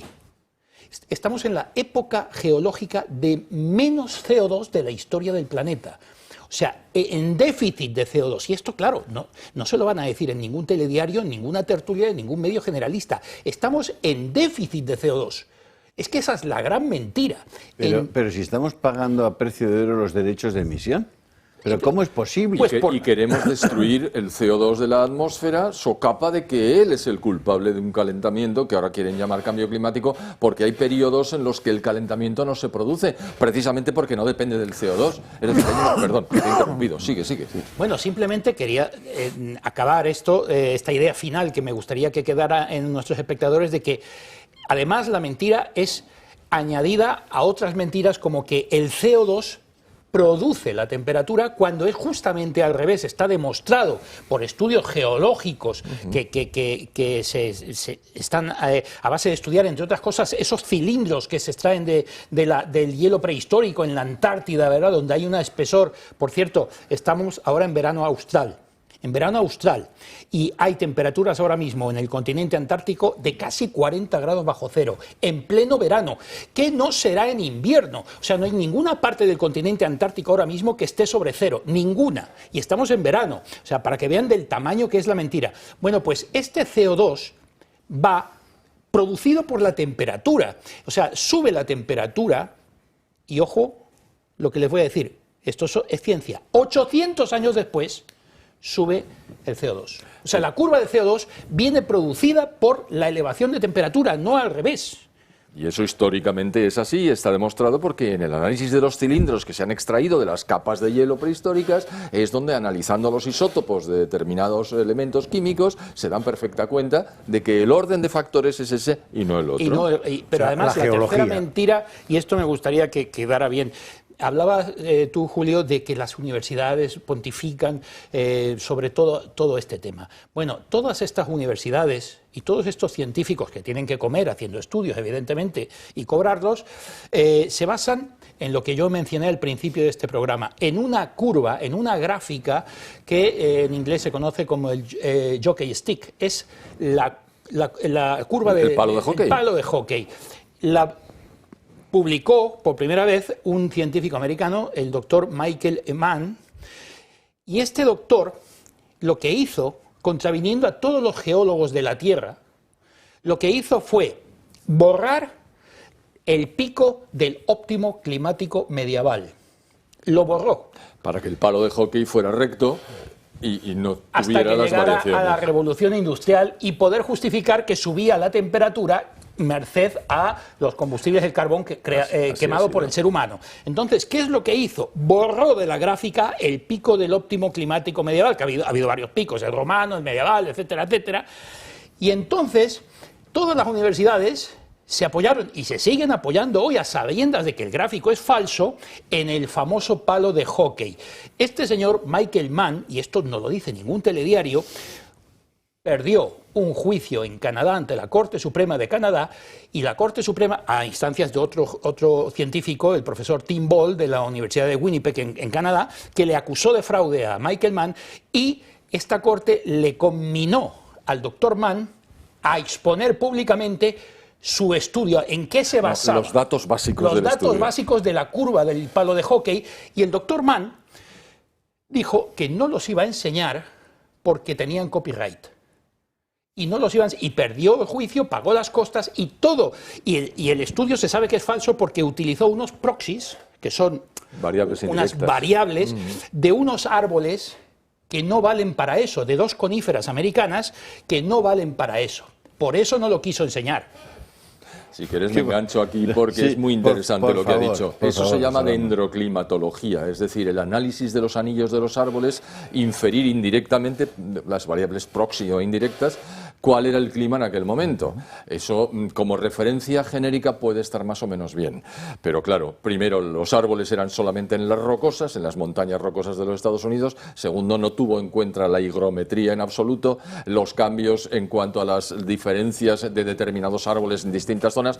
En fin, está bastante desprestigiado el estudio. Pero lo grave, y lo has dicho antes, es que en un momento dado, cuando quiso presentar la subida de temperaturas reciente, se encontró con que los datos que le estaban dando en la East Anglia University en la unidad central del clima de la Universidad Británica, estaban denotando que la temperatura bajaba. Y entonces uno de los correos electrónicos que sacó el hacker hace 15 años, en noviembre hizo 15 años, de toda la universidad, que se los extrajo porque era un hacker, ahí decía, la frase era: hide the decline, oculta la caída de las temperaturas, porque me destrozas el relato. Es decir, es una farsa, es una estafa que tiene poco fundamento. Sí. Y ese es el famoso palo de hockey que no existe, porque luego con las críticas que han realizado los científicos han hecho el verdadero palo de hockey, que parece un paisaje montañoso, que es como procede. Es decir, el CO2 es el elixir de la vida. Sin el CO2 estaríamos todos muertos. El CO2 lo llevamos dentro. Vamos a ver, para que se haga una idea el telespectador, hay 424 partes por millón ahí fuera. Probablemente en la ciudad hay más, pero en general, en la atmósfera terrestre. Aquí debemos tener aproximadamente entre 2.000 y 2.500 partes por millón, porque lo estamos exhalando y no sale. Pero dentro del organismo tenemos 40.000 partes por millón, precisamente porque estamos haciendo el intercambio en nuestros pulmones. Es decir, es algo que la gente tiene que saber. Y ayer en clase se lo dije a los alumnos, ¿sabéis las partes por millón que permite la Armada norteamericana a sus submarinos para que no se dañen los marinos que están viviendo en el submarino y que tienen que respirar el aire aquel? Dicen, no, 16.000 partes por millón.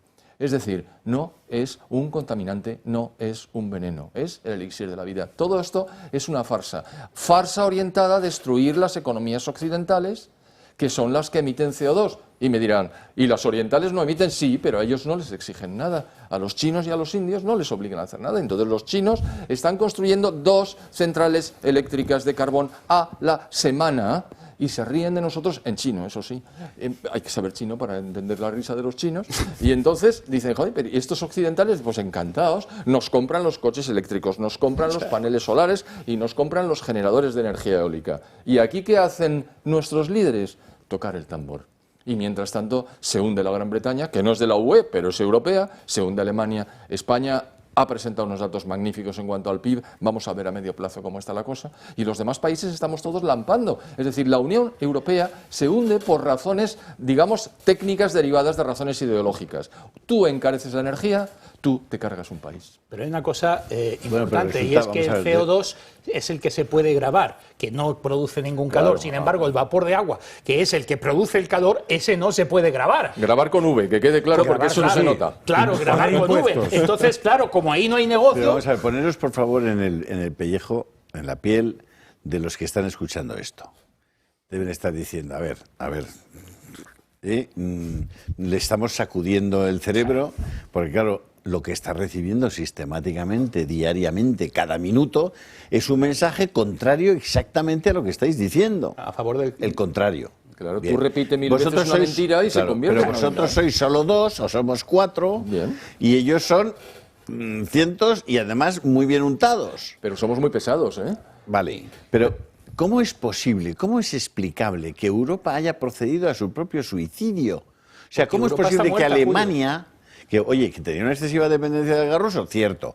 Pero, chico, entre tener una excesiva dependencia del gas ruso y presidir Gazprom, como ha hecho durante los últimos 40 años, y cargarse el Nord Stream, de modo que ahora lo que tiene es una excesiva dependencia de todos los demás, pero además mucho más cara, entonces, chico, dices, a ver, o los alemanes se han vuelto locos, cosa que dudo, o están jugando un juego muy difícil de entender. Julio, están en recesión desde hace 2 años. Alemania está en recesión. Están cerrando sus fábricas de coches. Han aceptado que competir con los chinos en áreas donde ellos saben que no pueden competir.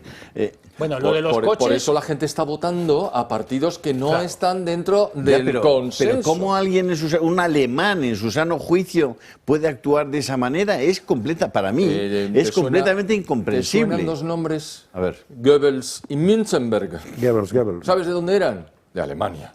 Sí. Y esos inventaron, primero Münzenberg y después Goebbels, el sistema que están aplicando todos. Tú repite una mentira muchas veces y conseguirás que se convierta en una verdad. Pero además han comprobado que la población es mansa, Julio. Han comprobado perfectamente, y con la pandemia lo pudieron chequear al 100%, de que a la población traga carros y carretas. Aterrorizar a la población es lo que mejor funciona para poder controlarla y dominarla. Entonces, ellos han aprendido la lección. Europa ahora mismo... ¿A quién le beneficia esto? A los a las élites que están ganando dinero con esto. A las élites económicas y a los organismos supranacionales. Por eso ha escocido tanto el discurso de Milei en el foro de Davos, ha escocido mucho. Y entonces lo que nos queda es pensar, vamos a ver, ¿por qué en las cadenas generalistas no se habla de esto, no del relato oficial? Porque no invitan a los que saben, porque al señor profesor Sáenz de Santamaría no le invitarán a un telediario de la 1, la 2, la 5, la 6, de ninguno. A José Ramón tampoco, a Javier del Valle tampoco, absolutamente a ninguno. Y si los invitan será por conexión, como hemos tenido con profesor Sáenz de Santamaría, videoconferencia en su casa, en la cual el invitado tiene muy pocas posibilidades de intervenir con los contertulios que hay en el plató, y además tiene un retardo de señal, tú no puedes escuchar lo que se dice en plató bien, etcétera. Desde la única manera que puedes intervenir, y te van a crucificar, te van a llamar de todo por ser negacionista.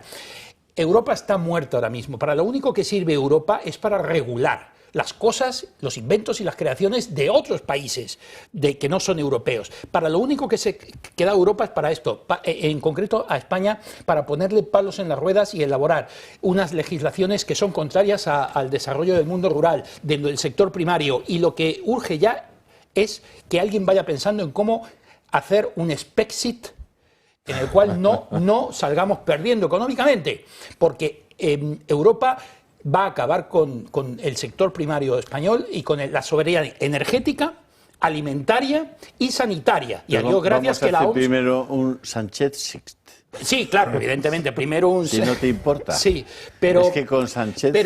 Pero si se va Sánchez... No, pero daría si más o menos lo mismo, porque vendría un Rajoy-xict. Sí, y diría exactamente lo mismo y seguiría las mismas pautas. Por cierto, un día podríamos hablar de la imposibilidad de la salida de la Unión Europea de aquellos países que pertenecen a la Unión Económica y Monetaria. Y lo podríamos explicar. Es decir, el Brexit tuvo lugar porque la libra esterlina no estaba en el sistema monetario europeo. Los suecos, el día menos pensado, nos dicen adiós queridos, que nos vamos, porque la corona sueca permanece, pero la peseta no existe. Exacto. El marco alemán tampoco y el franco francés tampoco. Camaradas y compañeros, preparad los spots de todos los, por favor, restaurantes que he citado, para que en cuanto termine, que vamos a acabar ya, ponemos todos los spots de los restaurantes amigos de esta casa seguidos, para que podáis tomar nota de sus teléfonos, verlos, etcétera, etcétera. ¿Os parece bien? ¿Lo están preparando? Frankie, que nos vamos. Sí, por eso, que, hombre, a ver, yo voy a bajar nivel porque ellos iban mucho a dato y voy a decir 4 cosas que me parecen claves. Una, el hombre no sobra en la famosa Gaia, que es la Tierra, sino más bien es la perfección o el culmen. 2, la ciencia se basa en datos, en la búsqueda de la verdad.